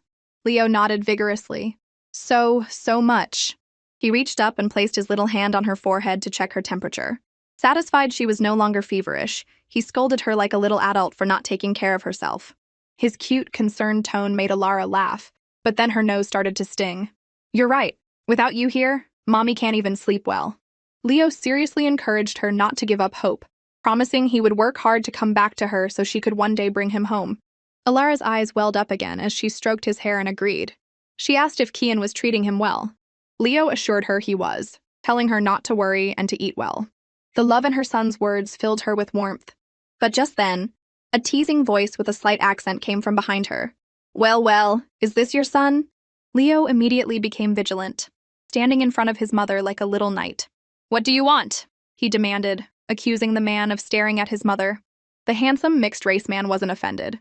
He just pinched Leo's cheek. I was looking because your mom is beautiful from behind. Leo was furious. You better not try anything with my mommy, he warned, his cheeks puffed out. Alara quickly pulled her son back, telling the man to stop joking. Just as the atmosphere grew tense, Kian appeared like a cold gust of wind. What do you think you're doing? He roared, positioning himself between Alara and Leo, shielding them as he glared at the other man. The man looked completely bewildered. And who are you? I'm his father, Kian stated coldly. The man's gaze shifted to Alara, a flash of surprise in his eyes. You're married? He's my ex-husband, Alara clarified. The man's expression turned playful. Oh, so you're the ex. Kian wasn't in the mood for games. What do you want? He demanded. The man just shrugged, said he wanted to know Alara's name, and then walked away with a casual wave. Alara told Kian to take care of Leo and turned to leave as well. But Kian grabbed her arm. I'll give you a ride. Alara shook him off without a second thought and walked away without looking back. Kian watched her go, a strange irritation bubbling up inside him. I never noticed before. Why are there so many men around her? A few days later, Alara lay exhausted on her sofa. Her work was stalled, and her son was still not back with her. She felt like her life was trapped in a vortex, and the feeling of failure was drowning her. Just then her phone rang. It was Sophie. On the other end, Sophie cheerfully invited Alara to a coffee shop, saying she had a business deal to offer. Alara was immediately suspicious. She remembered clearly that Sophie had been obsessed with Kian 5 years ago and was still chasing him now. There was no way this was a friendly call. But for the sake of her business, she agreed to go. An hour later, Alara arrived at the cafe. When Sophie saw her, she was taken aback. 5 years, and this woman was still as proud, as cold, and as stunningly beautiful as ever. Alara got straight to the point. Why are you offering me a business deal? Sophie claimed she felt Kian wasn't worth the effort and wanted to form an alliance with Alara. Alara just laughed in her face and told her she didn't need her charity. Sophie, furious, accused her of being ungrateful, but Alara was unfazed. Sophie had just mentioned that someone had asked her to set up this meeting. A pair of arms wrapped around Alara from behind. A familiar, smiling voice, the same mixed-race man from the hospital, said, We meet again. Alara turned and found herself looking into a pair of blue-green eyes. She immediately broke free from the man's embrace and put some distance between them. The man clicked his tongue and shifted his gaze from Alara to Sophie. Didn't you tell her who I am? Sophie rolled her eyes, her annoyance at her brother's fawning clearly written on her face. Kenji, you show up and you're already all over her. We haven't even had a chance to talk. Alara was stunned. She never would have guessed this man was Sophie's brother. Sophie quickly explained that Kenji had been living abroad for the last 5 or 6 years and had been out of their social circle for a long time, so it was normal that Alara didn't recognize him. So you're saying it was your brother who wanted to see me today? Alara asked, still processing. Sophie tossed her hair. That's right. My brother has a design brand overseas and he wants to do a limited edition collaboration with you. Alara knew there was no such thing as a free lunch. What are the conditions? She asked immediately. Kenji leaned in closer. There is one condition. Come work for my company. If you need a job, you can be officially listed with us. We'll give you creative freedom, but we'll need to sign a contract that includes a commission percentage. Shocked, Alara asked him why and what he would possibly gain from it. Kenji gave her 2 reasons. 1, I think you're incredibly talented, so having you at my company is a win for me. He took another step closer, his lips near her ear. And 2, you're Kian's ex-wife, and you're totally my type. Get with me, and I can help you make his life a living hell. Not a bad deal, right? Alara gave a cold smile, seeing right through him. You're right. It's a win-win. Afterward, Kenji told Sophie to leave. She grumbled that she wouldn't have bothered helping if it weren't for Alara. Once she was gone, Kenji introduced himself. My name is Kenji. I'm the eldest son of the Sue family. I did 5 years in prison. Does that scare you? His words struck a chord with Alara, and her defensiveness immediately vanished. She extended her hand. My name is Alara. Same here. They went into the cozy coffee shop. Once seated, Alara asked him to get straight to the point. Kenji beat around the bush for a moment before admitting he was interested in her, for now, because she was beautiful and had a great body. His blunt, almost crude honesty left Alara speechless. He explained further that people overseas were more impulsive and passionate, and that those feelings often faded quickly. He wanted to have a physical relationship with her, and she was free to come and go as she pleased. though he'd prefer it if she stayed at the company. It finally clicked for Alara. Are you asking me out? Kenji looked at her as if it were the most obvious thing in the world. Finally got it. Yes, that's exactly what I'm doing. Alara's demeanor shifted. There are plenty of passionate and impulsive people in the world, she said coldly. But you, Mr. Su, are the first to be so direct. Kenji took her hand from the table. No one ever said it was wrong. In the adult world, you don't need things like long-term commitment. True love is a burden. It just drags people down. I'm all about instant gratification. Alara snatched her hand back. Maybe you're right. Deep affection is just a form of self-torture. She thought of her unwavering love for Kian and the 5 years of hell it had earned her. A sharp pain shot through her heart, but she quickly composed herself. But even though I've had my fill of suffering and love, I refuse to lose myself to lust. It's no different from losing yourself to love. So I'm afraid I'm going to have to disappoint you. Kenji thought she was playing hard to get, but Alara made it clear she wasn't. He just shrugged. All right. In that case, I'll take that as a direct rejection. Since you've turned me down, you probably won't get another chance like this. But I'll give you the business deal anyway. The Su family can afford to be charitable. Alara gave a sarcastic smile. And I suppose I should bow down and thank you for it? Kenji's face instantly hardened. Don't push your luck, he warned. But Alara met his gaze without flinching. What's pushing my luck, and what isn't? I don't need your help if it comes with strings like that. Go find some other girl to play your games with. Her words infuriated him. But at the same time, her fiery spirit made her all the more interesting. The news of Alara and Kenji meeting at a bar blew up online, quickly becoming a trending topic. The headline read, Su family heir on late-night bar date with mystery woman. The comments section was a cesspool of vicious attacks aimed at Alara. When Kian saw the comments, he was so enraged he threw his phone across the room. He ordered his assistant to get the story taken down immediately and to block all related information. It was only then that he realized the mixed-race man from the hospital was Sophie's brother, Kenji. Kian was furious. He couldn't believe so many men were trying to get close to Alara. First Finch, then Miles, and now this Kenji. The more he thought about it, the angrier he got, his fingers unconsciously scratching lines into the surface of his desk.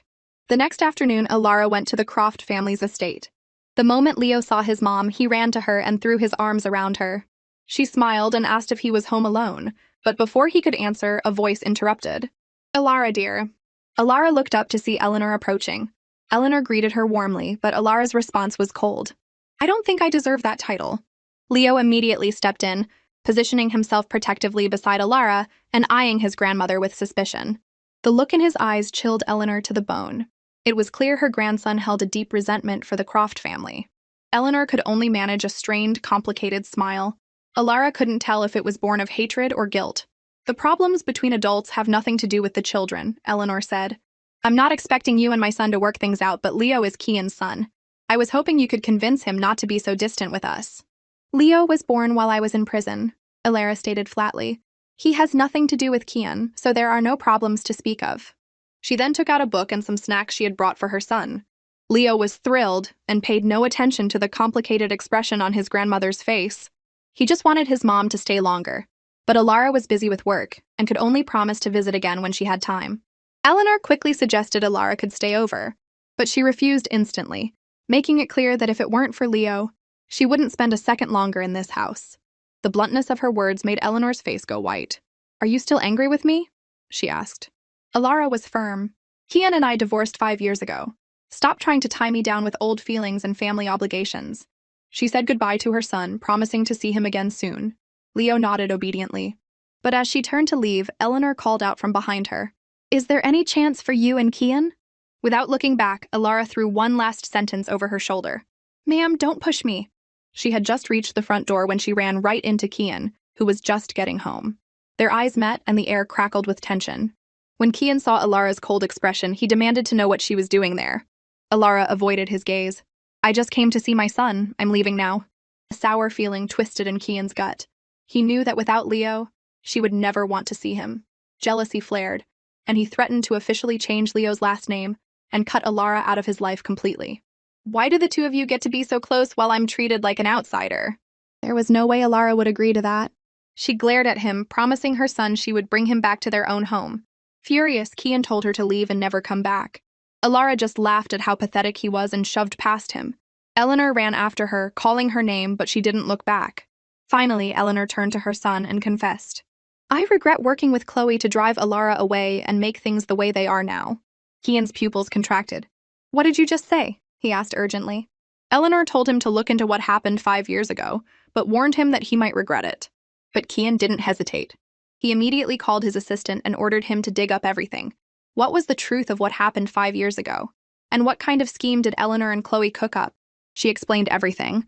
How Kian had blacklisted her studio, how she had nowhere else to turn, and how she needed his help. She laid it all out, her voice tinged with desperation. She never expected him to agree so readily. Not only did he promise to send her portfolio to his contacts, but he also suggested they be friends. Her eyes lit up like stars, shining with surprise and hope. Really? She asked, hardly daring to believe it. Miles just smiled back. What do you think? Thank you so much, she said, her voice filled with gratitude. Don't be so formal. We've seen each other enough times now. Why don't we just be friends? Alara. She smiled and agreed, warmly inviting him to dinner as a thank you. He happily accepted. Meanwhile, the atmosphere in Kian's office was heavy. The man in charge of investigating the case from 5 years ago rushed in, reporting that he was hitting roadblocks. Someone was actively obstructing the investigation, and the IP address was traced overseas, making it incredibly difficult to track. Kian's brow furrowed, his eyes dark with worry. He knew this wasn't going to be simple. Keep digging, he ordered. I want every lead followed. Just then, his secretary's voice came through the intercom, announcing a visitor. The sound of high heels clicked closer, and a slender figure appeared in the doorway. Kian, it's me! Did you miss me? Before he could answer, she had thrown herself into his arms. Kian sighed and pushed her away. Stop messing around. A young woman named Amy pouted. You've changed, she said, looking hurt. Kian ignored her complaint and asked why she had come back without telling him. Amy batted her eyelashes playfully. I wanted to surprise you. You didn't even come to pick me up when I got back. She then demanded he take her out to dinner to make up for it. Kian reluctantly agreed. When they arrived at the restaurant, Amy suddenly stopped. Isn't that Miles? And that woman with him is really pretty. Excited, she suggested they go say hi. Before Kian could react, she had linked her arm through his and was pulling him over. At that moment, Miles and Alara were deep in conversation about a design draft. He looked up when he heard his name and was surprised to see Amy, who had just returned to the country, clinging to Kian's arm. Miles, is this your new girlfriend? Amy asked, her eyes sizing up Alara. Don't talk nonsense, Miles warned immediately. But Amy persisted. Well, I've never seen you out alone with a girl before. Should I start calling her sis-in-law? Amy, that's enough! Kian's voice was sharp enough to cut glass, and it made Amy flinch. She looked at him pitifully. Are you mad at me for talking too much? Alara, who had been silent until now, saw right through her. Amy's words seemed innocent, but every sentence was designed to mislead Kian. She was even more cunning than her sister Chloe. Miles sensed Alara's hostility towards Amy and tried to diffuse the tension with an awkward laugh, inviting them to join them for dinner. Kian, hoping to smooth things over, agreed. But Alara didn't want to spend another second there. She flatly refused, her expression screaming, "Stay away from me." But Kian blocked her path. Alara, I need to ask you something. At the mention of her name, Amy's face changed. You, she gasped, covering her mouth. You're the one who killed my sister. She raised her hand to slap Alara. Kian grabbed her wrist, his eyes turning dangerously dark. Amy broke down, crying, Why are you protecting a murderer? There are still questions about what happened back then, Kian said, his voice low. And Alara already did 5 years in prison. She's paid her dues. His unusual behavior stunned Alara. The jerk was actually changing his tune? Was he defending her? But what did it matter? He was still the man who had hurt her more than anyone. The thought was enough to make her turn and walk away. You drove her away, Miles said coldly, then challenged, Is this what you wanted to see? Kian shot back a warning. Miles, stay away from Alara. But Miles's question, On what grounds are you saying that, Kian? Left him speechless. Kian tried to push away the thought that he might have been wrong about Alara 5 years ago, that she hadn't killed Chloe. But the sliver of doubt lingered, tormenting him. He couldn't believe it. He wouldn't believe it, even as tears fell from his eyes. Miles's lips curled into a knowing smile, his challenging gaze fixed on Kian. He bluntly stated his interest in Alara, and even hinted that Kian still had feelings for her. Sometimes you have to feel with your heart, he said. Everything you thought you saw back then might have been a lie. The words hit Kian like a bomb. The calm in his eyes shattered, replaced by a flash of shock and panic. Before Kian could recover, Miles added casually, I found some clues about what happened 5 years ago. If you're interested, meet me at Tiger this weekend. Then he turned and left. Kian watched him go, his mind in turmoil. The thought of clues from 5 years ago hung over him like a dark cloud, pressing down on him until he could barely breathe. Meanwhile, Alara had just stepped out of the restaurant when Kian caught up to her. "What do you want now?" she asked without turning around. "Leo has a fever," he told her. Without a second thought, Alara rushed back to the house with him. When she burst into the room and saw Leo, flushed and weak in his bed, her heart clenched. She rushed to his side, ready to take him to the hospital. But Leo just shook his head weakly. "The family doctor already came, Mommy. I took my medicine. If you just stay and tell me a story, all the hurt will go away." Alara stroked his head, her heart aching. She offered to tell him a fairy tale. But Leo suddenly got emotional, crying that he hated fairy tales because they were all lies. His outburst threw Alara into a panic. She was filled with guilt, feeling she had failed to give her son a fairy tale life. But Leo just turned his head away stubbornly, refusing her apology. Then he looked at Kian, who had been silent the whole time, and his eyes filled with resentment. "It's all your fault," he said, declaring that Kian wasn't his real daddy. Leo's words were a knife straight to Kian's heart. He even admitted he had made himself sick on purpose, just so he could be with his mother. Alara quickly comforted her son, promising she would talk to Kian and bring him home for good. Leo nodded, his eyes shining with hope. The tense atmosphere was suffocating. Kian turned and left the room, his mind racing. He tried to deny the possibility that he had been wrong 5 years ago, but the doubt was a persistent whisper. "Impossible," he muttered to himself, tears welling in his eyes. Absolutely impossible. Downstairs, he decisively dialed Miles's number. He would get to the bottom of this tonight. Later that night, in a dimly lit bar, Kian and Miles sat across from each other. Miles handed him a report. He told Kian that while Chloe had indeed fallen down the stairs, the incident had occurred in a blind spot for the mall's security cameras. There was no video evidence that Alara had pushed her. Kian started to speak, but Miles cut him off. "How did you just happen to see Alara push Chloe?" The question made Kian realize he might have missed a crucial detail. He racked his brain. "Amy," he finally said. "She mentioned Chloe was in trouble on the phone. When I looked up, I saw it." As Kian said her name, a subtle, knowing smile played on Miles's lip. Kian insisted it was a coincidence, that Amy would have no reason to harm her own sister. But Miles's next words hit him like a hammer. He pointed out that the escalator where Chloe fell had just been cleaned with a slippery detergent, and the maintenance sign had been moved. Anyone could have slipped. Kian's pupils contracted, his mind reeling with shock and confusion.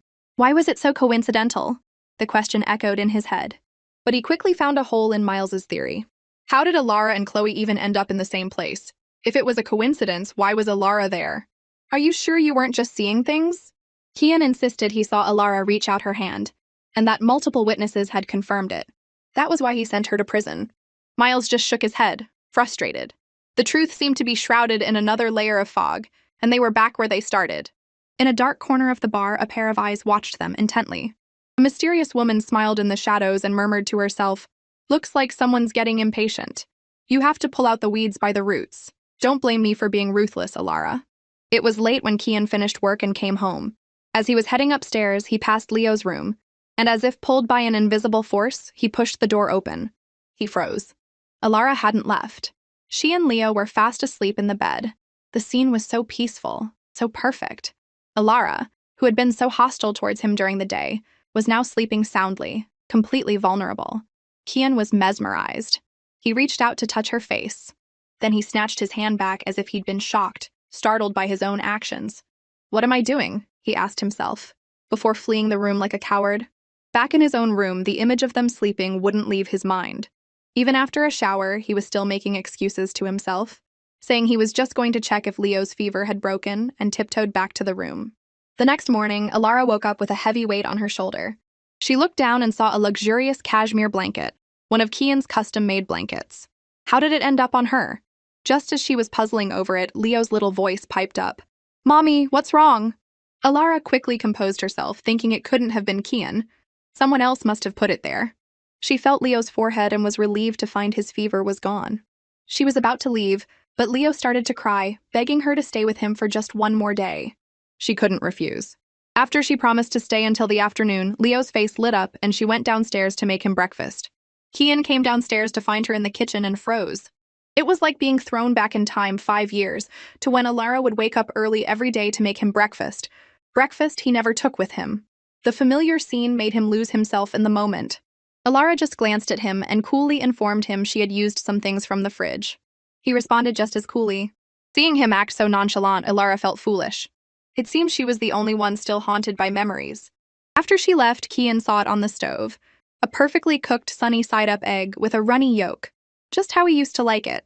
For the first time in a long time, the ever-composed Kian felt his heart ache with a bittersweet pang. Did she leave this for me? He wondered. Meanwhile, Alara watched Leo happily gobble up his eggs, a weight lifting from her shoulders. She reminded him not to make himself sick on purpose again, and to just have Kian call her if he missed her. The little boy, ever the charmer, told her that her fried eggs were the best thing she made, and guessed she must have practiced a lot. The question was a direct hit to a painful memory. To satisfy Kian's picky request, she had practiced countless times. To hide her discomfort, she quickly said his uncle had taught her. Leo, none the wiser, praised his uncle's skills and teased his mom that her other dishes were just edible. She playfully pinched his cheek, but a thought suddenly struck her. She had instinctively made an extra egg, cooked exactly to Kian's preference. It was the familiar setting, the old habit kicking in without her even realizing. Horrified, she was about to rush downstairs to get rid of the evidence. But it was too late. Kian was sitting at the dining table, elegantly wiping his mouth. The egg was good, Kian said. Alara felt like she had turned to stone. Before she could explain about the egg, Kian had already left for work. Habit. What a terrifying and ridiculous word. Everything she had worked so hard for 5 years ago had crumbled in an instant. And Kian would never know that her dream had once been for him to eat an egg she had made just for him. A dream that had only come true today, 5 years too late. Leo's voice pulled her from her memories. He wanted her to spend the day with him, and she happily agreed. She settled onto the sofa with him to read a story. But the peaceful moment was interrupted by a phone call from her brother, Ethan. Hey, little sis, did you forget something? Alara glanced at the clock, confused. What? Come on, wish your big brother a happy 27th birthday. Ethan's voice boomed from the other end. It finally hit her. She quickly apologized, promising to make it up to him that night. But Ethan insisted, Where are you now? Get home. I made a huge feast for you. When he found out she was at Kian's house, he was adamant about picking her and Leo up. Alara refused, wanting to wait for Kian to get home to let him know.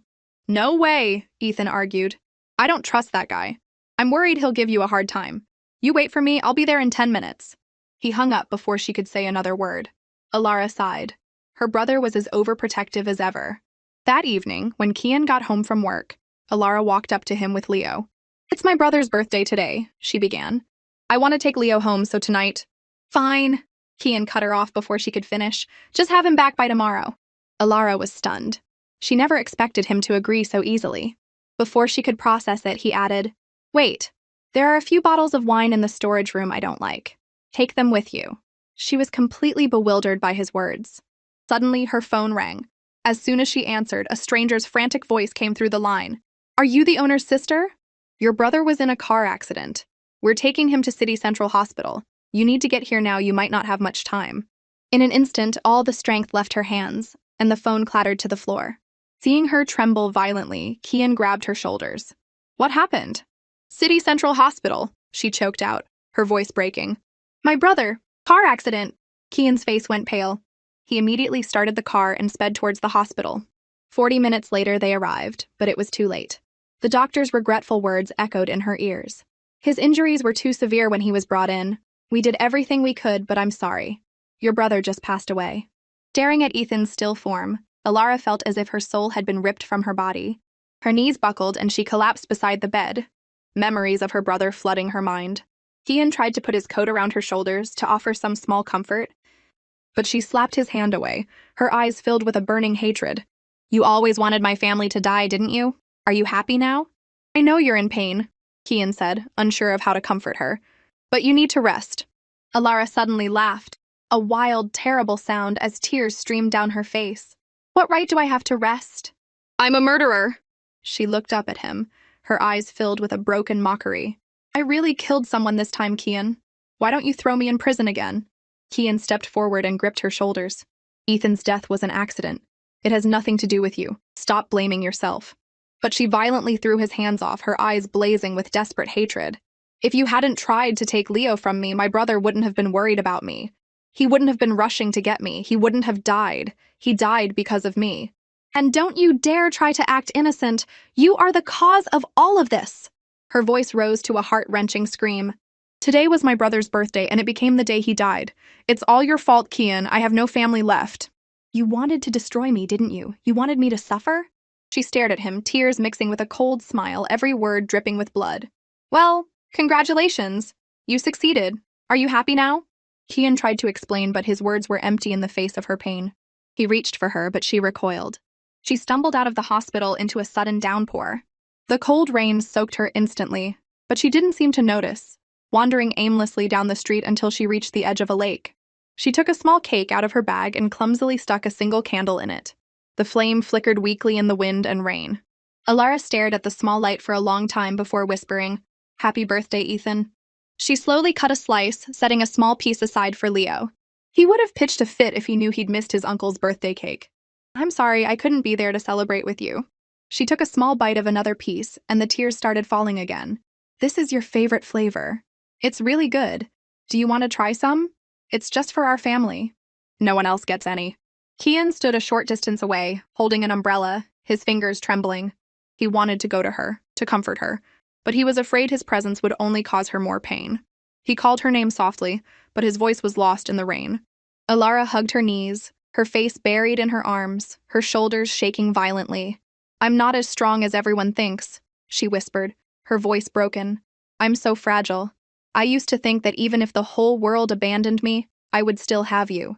But now, I don't even have you anymore." She looked up at the dark water, as if some mysterious force was pulling her in, promising an end to the endless pain. "I don't know why I'm still alive, why life has pushed me to this point. Ethan, can I come find you? This way, no one can ever tear our family apart again." The sight of Alara walking into the water made Kian's world collapse.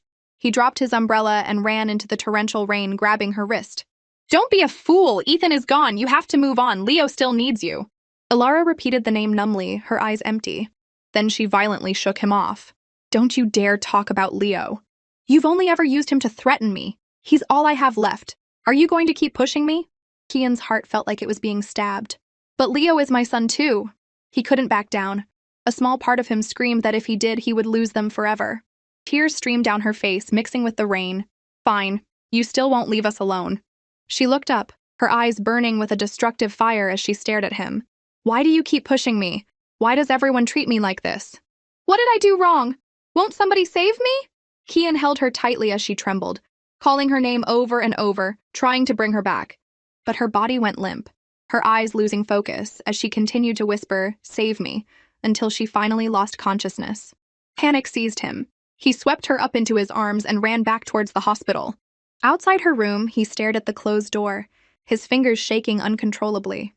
When the doctor's words, "Alara's depression has relapsed," they hit Kian, a crushing sense of collapse overwhelmed him. Seeing his devastated state, the doctor advised him to be gentler with her, to stop pushing her.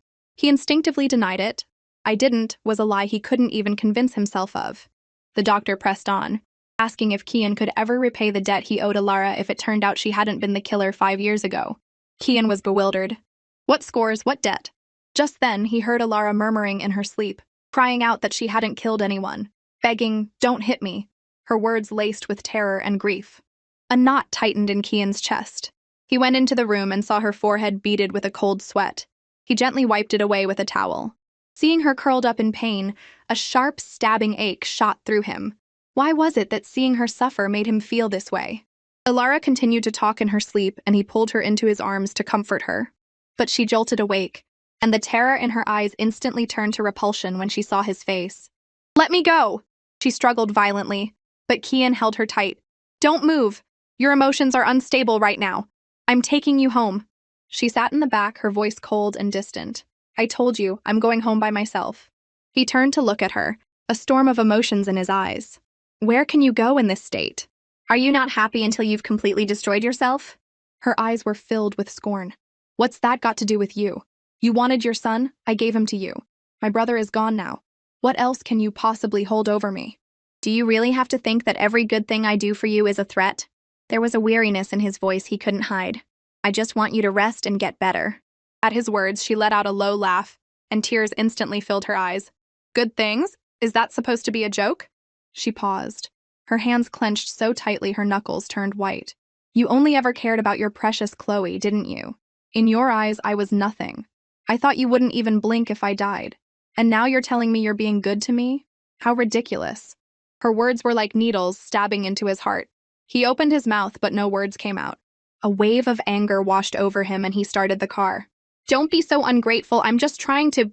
He trailed off when he saw the way she was biting her lip, stubbornly trying to hold back her tears. But Alara had reached her breaking point and insisted on getting out. When Kian refused to stop, she threw the car door open.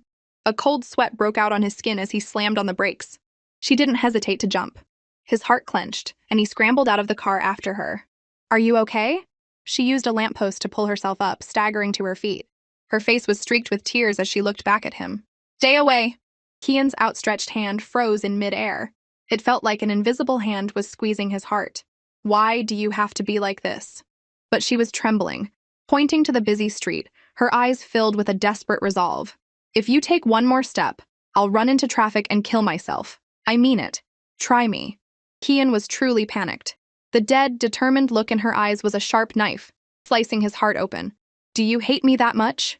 Her answer was a single word, light as a feather, but it landed on his heart like a ton of bricks. He took a deep breath and softened his tone, trying to soothe her. Your depression has relapsed. Please, just calm down. We can talk when we get home. She repeated the word home numbly, and then the tears came, streaming down her face. I don't have a home anymore. Have you forgotten, Mr. Croft? The Sterling family was destroyed 5 years ago. Now my brother is dead. What home do I have left? Come back to the Croft mansion. There was an uncharacteristic plea in his voice. But she just laughed, a sound full of scorn. That's your home, it was never mine. He stepped forward and put his hands on her shoulders, wanting to say it had been their home once, but the words wouldn't come. He suddenly realized she was serious about dying, and he had to give her a reason to live. He reminded her that her son was still waiting for her. As he'd hoped at the mention of her son, the emptiness in her eyes wavered. He was her only weakness. Kian seized the opportunity. He yanked off his tie and, without a second's hesitation, used it to bind her hands. What are you doing? Let me go! She cried, struggling against him. Once her hands were tied, he ignored her protests and swept her up into his arms. He felt her go stiff and whispered, Calm down. I'm taking you to see your son. Kian finally brought Alara back to the Croft mansion. The moment he set her down on the bed, she demanded to see Leo. But Kian just took out a bottle of antiseptic. If you can't fight back, you might as well obey. That's what a smart person would do. But you're just running on instinct and impulse. What can you possibly win against me? His words just made her laugh coldly. She knew she could never be as heartless as him. Kian leaned over to clean her wounds. The cold liquid on her leg made her flinch, but he held her thigh steady. Don't move. It'll be over in a second. Why are you pretending to be a good person now? But his expression was blank. I was never a good person. This wound is just an eyesore. His gaze was as sharp as a knife, making her cheeks burn. What do I owe you, Kian? She choked out, tears finally spilling from her eyes. I've given you everything. I have nothing left. What more do you want from me? Just let me go. If this keeps up, I don't think I'm going to make it. The words let me go seemed to trigger something in him. The pressure in the room dropped, and he seized her chin, his voice a low threat. Only I get to decide when this is over. You don't get to call it quits. Isn't it enough? Her silent, mocking smile was a reflection of his own cruelty. One day everything I've lost will be because of you, Kian. Just then the bedroom door was thrown open. Kian! A frail voice called out. The moment Amy burst in and saw Alara, her face went white. She didn't lie to me, she muttered to herself. She really didn't lie. Before Kian could ask who she was, Amy rushed forward and swung at Alara. You murderer, what right do you have to be in Kian's house? But before the slap could land, Alara caught her wrist, a cold smile on her lips. You want to hit me? The look in her eyes made Amy flinch. She snatched her hand back and stumbled away, her own eyes instantly filling with tears. Kian, she whimpered, pointing at Alara. Why is there another woman in your house? Amy, stop it, Kian said, but his gaze shifted to Alara. Alara found the whole act laughable. Ask him, she said. I'd like to know why he's keeping me here, too. Amy threw herself into Kian's arms, sobbing. Why is she here, Kian? Why? He didn't push her away, just looked at Alara. But Alara was watching the two of them with a calm, detached expression, as if it had nothing to do with her. Why was she so unfazed? The indifference stung him. He roughly pushed Amy away. She's just staying here temporarily. Alara just sneered. Kian really couldn't see what a snake Amy was. If Chloe knew her own sister was after her man, she'd probably rise from the grave. Suddenly, the door opened again. "Mommy!" Leo's bright voice called out. "You were here!" Alara's expression instantly softened. "Leo, come here," she called, and the little boy ran into her arms, hugging her tightly. "Mommy, why did it take you so long to come see me?" He then turned to Kian, his little face a mask of vigilance. "Did Mr. Croft yell at you again?" Amy saw the little boy, and her heart sank. So this was Alara and Kian's child. "Don't worry, Mommy's not sad," Alara said, smoothing his hair. "But Mr. Croft has yelled at Mommy so many times." He held Alara's hand tightly, his gaze firm and far too grown up for his age. "Don't be scared, Mommy. We'll be together again soon." Alara couldn't shake the feeling that there was something different about Leo today, something in his eyes she couldn't understand. But he quickly smiled, and she dismissed it as her imagination. "Sleeping with Mommy tonight," he announced, then looked at Kian and Amy, his tone childish but firm. "You two can leave now. Mommy and I are going to rest." As Kian led Amy out, she glanced back at the mother and son on the bed. A vicious look flashed in her eyes, and she made a decision. She had to get rid of that child. That afternoon, Leo begged Alara to take him out. After much pleading, she finally gave in. The little boy held his mom's hand and stood before Kian. "Mr. Croft, I would like to go to the mall with my mommy." He sounded like an employee asking for time off. Kian looked at their clasped hands, at how they clung to each other as if they expected him to hurt them at any moment. 1,000 thoughts raced through his mind, but in the end, he just said one word: "Go." Alara was surprised. Kian wasn't stopping them. It was so unlike him. But his cold laugh a second later shattered her brief illusion. "Go ahead, try to run with him. But if I catch you, things won't be as easy as they are now." Alara just laughed to herself. Of course. He was still the same cold, ruthless Kian. "Then thank you for your mercy today, Mr. Croft." Kian frowned, but before he could say anything, Leo was already pulling a cheerful Alara out the door. "Mommy, don't just stand there. Let's go." The boy's happy expression was like a silent slap in Kian's face. He had never seen Leo look at him that way, and a sad, bitter feeling washed over him. He watched them go, his gaze lingering long after they were gone. Beside him, Amy quietly took out her phone and sent a message. The mall was bustling. Alara and Leo spent a long time at a claw machine, finally winning a fluffy stuffed animal. A little while later, Leo told her he had to go to the bathroom. She walked him to the men's room door. "Mommy will wait out here for you." Leo nodded and went inside, clutching his new toy. 5 minutes passed, and there was no sign of him. Alara started to panic. "Leo, is your tummy upset? Is it okay if Mommy comes in to check on you?" Only the echo of her voice answered her. She pushed the door open and immediately saw the stuffed animal on the floor. It was the one Leo had been holding. Her heart seized. Just then, a man walked up, whistling. "Hey, gorgeous. Looking for a good time?" Alara grabbed him, her voice frantic. "Have you seen my son? He's about this tall, 5 or 6 years old. Why worry about him?" The man's eyes turned vicious as he grabbed her and pulled her forward. "That little brat is lucky if he's still alive. Why don't we have some fun first?" Alarm bells went off in Alara's head. She tried to scream, but a hand clamped over her mouth. She bit down hard, and the man yelled in pain, retaliating by grabbing her head and slamming it against the bathroom door. "You bite me? You're asking for it!" A wave of pain washed over her, and tears mixed with the blood trickling from her forehead. The world went black, and she lost the strength to fight. The man threw her over his shoulder and made a call. "Miss, I've got her, bringing her to you now." "The kid? Don't worry, I've got him too." Kian waited at home all day, but as darkness fell, Alara still hadn't returned. The unease in his chest grew stronger. She wouldn't dare defy him again. She wouldn't just disappear. He called her phone, but it went straight to voicemail. A knot of panic tightened in his stomach. Did she really run? He immediately dialed another number. "Find out where Alara is. Now." The reply came back quickly. "Her phone's IP address is at a mall and it hasn't moved." Kian's face went pale. "Get me the security footage from the mall." The news was grim. The footage showed Alara going into the men's restroom and never coming out. A man followed her in, and he didn't come out either. "I think she's been kidnapped."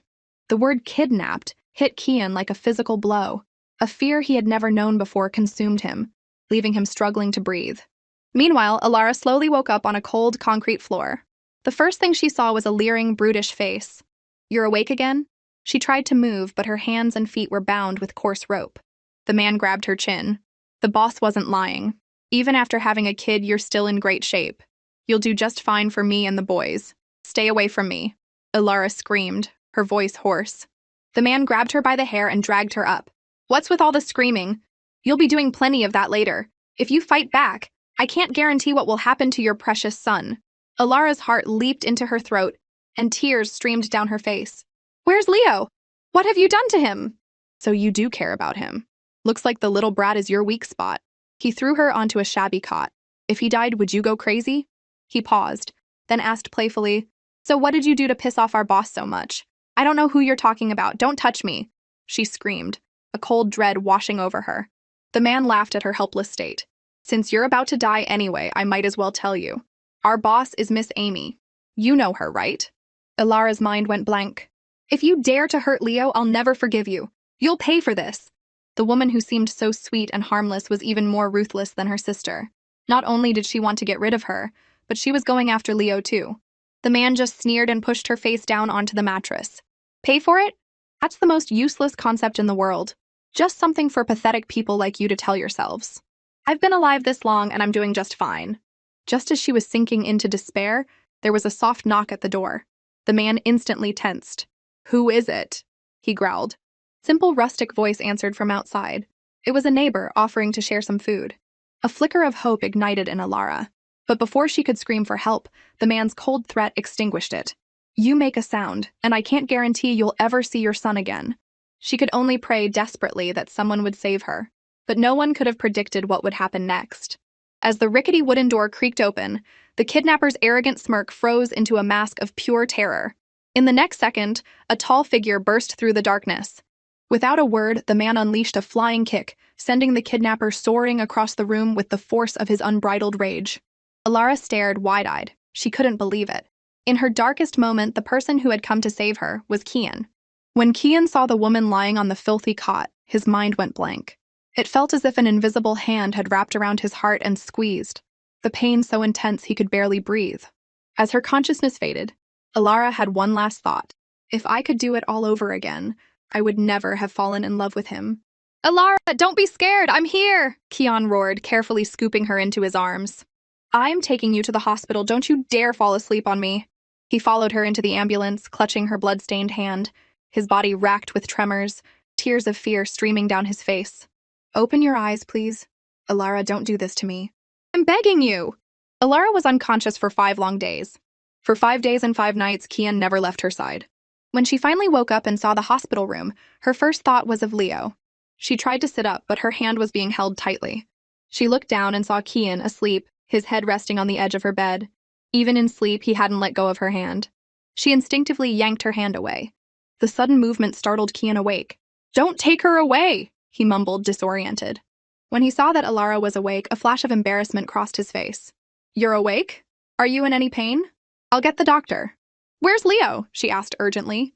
There was no gratitude in her eyes, only a cold, detached distance. Kian felt that something had changed in her, but he couldn't put his finger on it. It was like there was something in her eyes he couldn't understand. After a moment of silence, her eyes reddened, and her voice filled with anger and accusation. Do you know who kidnapped us? It's because you forced Leo to stay with you that Amy came after us. Amy is a sweet girl, Kian denied instantly. She would never do something like that. Alara let out a cold, humorless laugh. You really are the most pathetic man in the world. You can't see anything for what it is. If you ever want to see your son again, you'll listen to me. Kian's brow furrowed. In his frustration, he blurted out, Stop talking bad about Amy and take a look at yourself for a change. The words were a dagger to her heart. She trembled with rage and threw his hand off of her. I'm taking my son and leaving. Kian's heart clenched. He knew that if she took Leo, she would be gone from his life forever. You don't have the right to take him, he said, his voice low and cold. I don't have the right? Alara stared at him, her eyes blazing with defiance. Kian, either hand over Amy or let us go. I will not let my son stay with a murderer. The word murderer hit Kian hard and a wave of irritation washed over him. Alara, stop using your pain as an excuse to blow things out of proportion. But she cut him off. I'm not in pain. My broken life is in someone else's hands. What right do I have to be in pain? Seeing her red-rimmed eyes, the hurtful words died on his lips. He watched her desperate attempts to escape, and a sense of panic washed over him. He didn't know what to do. Just then, the door opened softly. Leo peeked his head in. Mommy! Ilara's expression instantly softened. Come here, she called, and he ran to her. She held him tight, asking if he was okay. Leo hugged her neck and assured her he was fine. Then he turned to Kian. Mr. Croft, I'd like to talk to my mommy alone. Could you please leave? Kian looked at the two of them, clinging to each other, and a strange sense of panic, a powerful feeling of unease washed over him. He felt like he was about to lose something important. After Kian left, Leo looked at his mother with adoring eyes and told her how much he loved her. Alara's eyes welled up with tears. She hugged him tightly, feeling she had put him through too much. But the wise little boy comforted her, then suggested that for his sake, she should let him go for a while. He knew he was her weakness. Only by giving him up could she break free from Kian's control and regain her freedom. His words left Alara stunned. How could she give up her most precious treasure? But looking into her son's eyes, which held a wisdom and determination far beyond his years, she was convinced. You've grown up so fast, my little man. It's all my fault you have to worry about these things at your age. Leo held her hand tightly, his gaze firm. Mommy, it's not our fault. Don't worry about me. Go live your own life. I know you can do it. Tears streamed down her face, and she was at a loss for words. Don't worry, Mommy, he continued. As soon as you're free from Mr. Croft, I'll come find you. That afternoon, Alara checked out of the hospital. Outside, in the pouring rain, the final showdown was about to begin. Kian rushed up to her, his brow furrowed with a possessive concern. You're not even healed. Where are you going? She just looked at him, her eyes as cold as a stranger's. Kian, I'm finally free of you. His heart sank. What about your son? Leo is still with me. Her reply was a blade to his heart. I don't want him anymore. The words hit him like a lightning strike, a searing pain shooting through his entire body. Say that again, he demanded, his voice trembling. Her next words were even crueler. You like using Leo to threaten me, don't you? Well, you win. He's all yours. I don't want him. From now on, you have nothing left to hold over me. He reached for her as she walked away, but his hand closed on empty air. The umbrella fell from his grasp. He stood there in the rain, unable to tell if the water on his face was from the sky or from his own eyes. She didn't want him? She was giving up Leo? How badly did she want to leave him that she would abandon the one thing she cherished most in the world? His assistant rushed over with another umbrella. It's over, Kian whispered. Sir, what do you mean? It's all over. Isn't this what I wanted? I have the sun. I have the leverage, so why does it hurt so much? Kian closed his eyes, his hands clutching his chest. Meanwhile, Alara returned home and washed away all the pain and weakness in a hot shower. She had one thought. Leo is right. I can't be tangled up with Kian anymore. Only when I have more power can I negotiate with him again. Leo trusts me. I can't let him down. It was time for Dama to return. A few days later, a grand fashion gala was in full swing. Did you hear? The famous designer Dama is supposed to be here tonight, people whispered. She's been anonymous for so long. Is she finally going to reveal herself? On stage, the host smiled. Welcome, everyone, to this year's fashion gala. Tonight, we are honored to have the renowned designer Dama as our special guest. Please give her a warm welcome.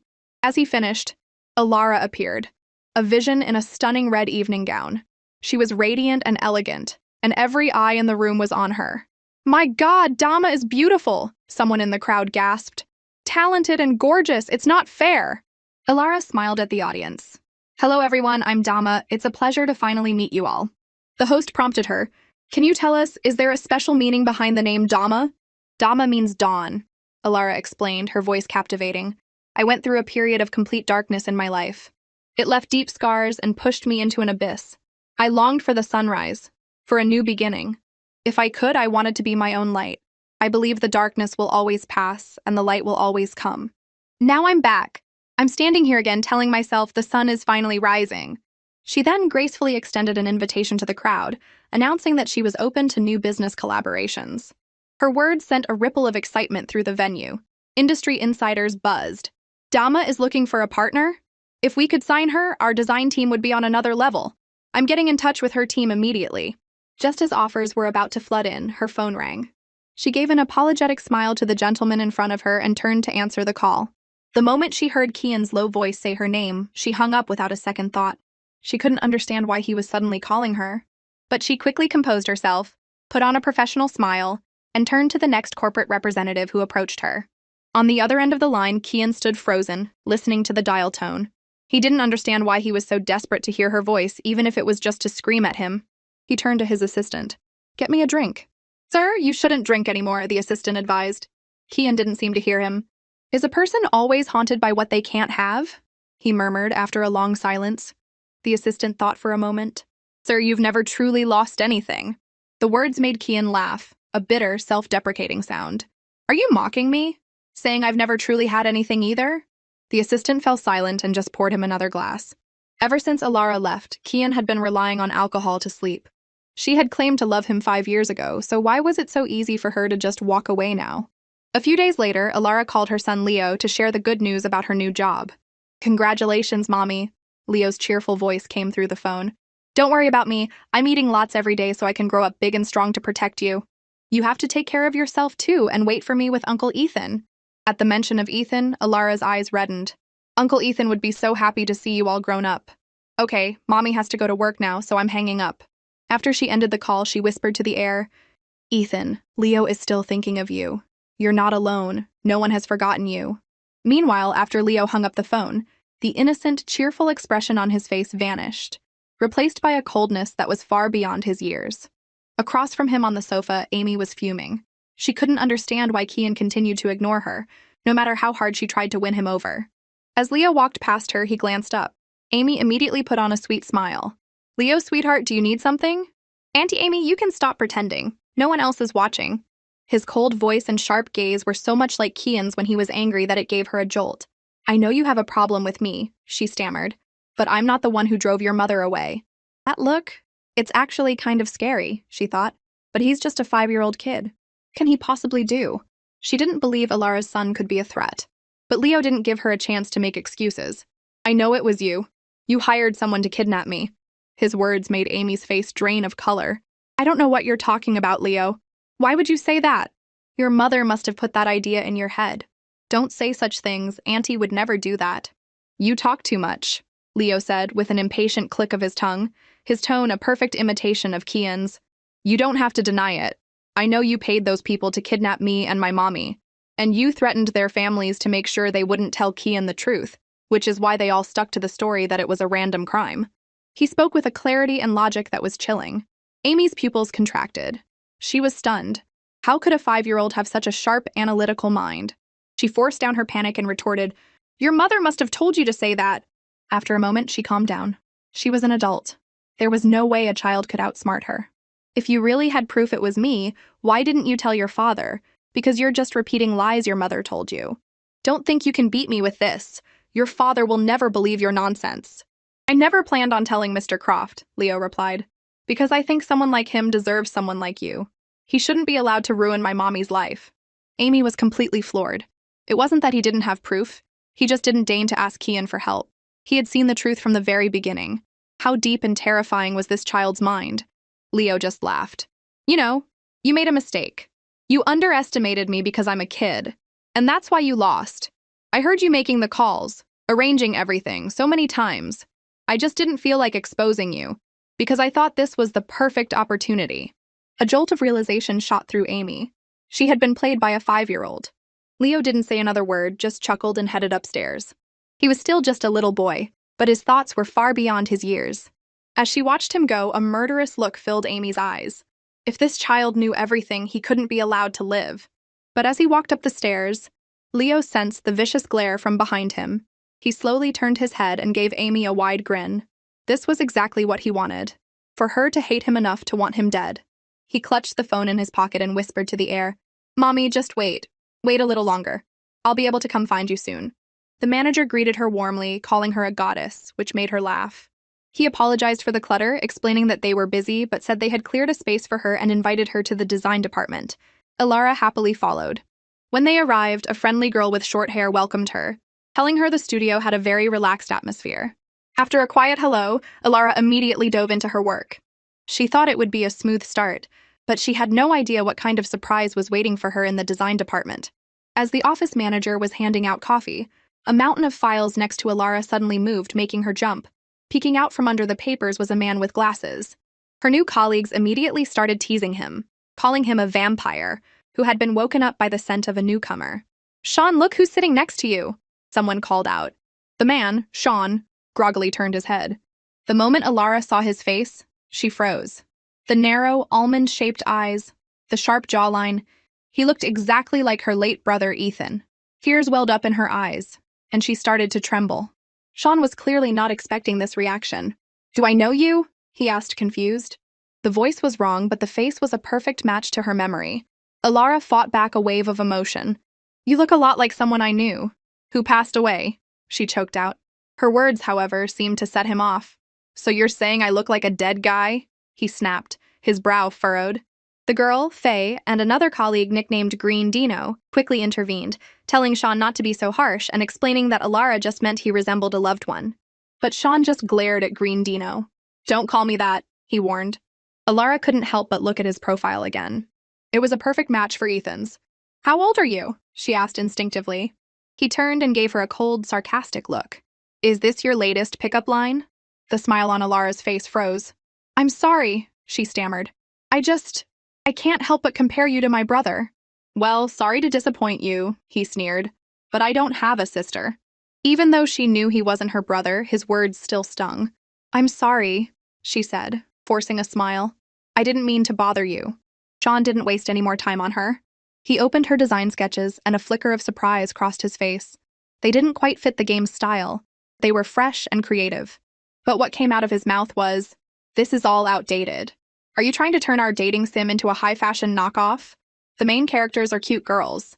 They need to look sweet, not like they're ready for a couture runway show." Alara didn't get angry. Instead, she humbly accepted his criticism. He continued to berate her for not understanding the game's target audience and just showing off her skills. He handed her a stack of papers and told her to study up. Alara took the materials and nodded seriously, immediately starting on a new sketch. As he watched her work, Sean couldn't help but be impressed. She learned quickly. Just then, Faye came in with news. A major client was coming tomorrow. If the meeting went well, the game could launch next month. Everyone suggested Sean handle the meeting, but he refused, saying he wasn't prepared and wasn't in the mood. Strangely, everyone else in the studio seemed to want to avoid it too. In the end, all eyes turned to Alara. Not wanting to refuse, she reluctantly took on the task. She thought it was a good opportunity to contribute. It was raining when she left work. As she stood at the entrance, wondering what to do, she heard footsteps behind her. It was Sean, holding an umbrella. I'll walk you to the taxi stand, he said, his face blank. Alara stared at the face that looked so much like her brother's, and after a moment's hesitation, she quietly said, "Thank you." Sean noticed her brief pause and thought, she must have really loved her brother. Just as they stepped into the rain, a figure emerged from the shadows behind them. It was Kian, his face wet with rain, his hand gripping a slim umbrella. He watched them walk away, and a self-deprecating smile touched his lips as he realized what he was doing. The rain streamed down his face, and his dark eyes were as cold as the drizzling rain itself. The next day, knowing she had to meet with a client, Alara took extra care with her makeup. As soon as she walked into the office, Faye's eyes lit up. If I were a guy, I'd totally fall in love with you. The office manager came over and patted her on the shoulder. The future of our studio is in your hands, he said dramatically. Nervous but excited, Alara finally went to meet the client. She took a deep breath, pushed open the meeting room door, and was about to put on her best professional smile when the words caught in her throat. Sitting on the sofa was Kian, dressed in a perfectly tailored suit, looking every bit the handsome, sophisticated businessman. Alara's world tilted on its axis. She stood frozen in the doorway, her mind completely blank. Kian saw her and a smirk played on his lips. What? Surprised to see me?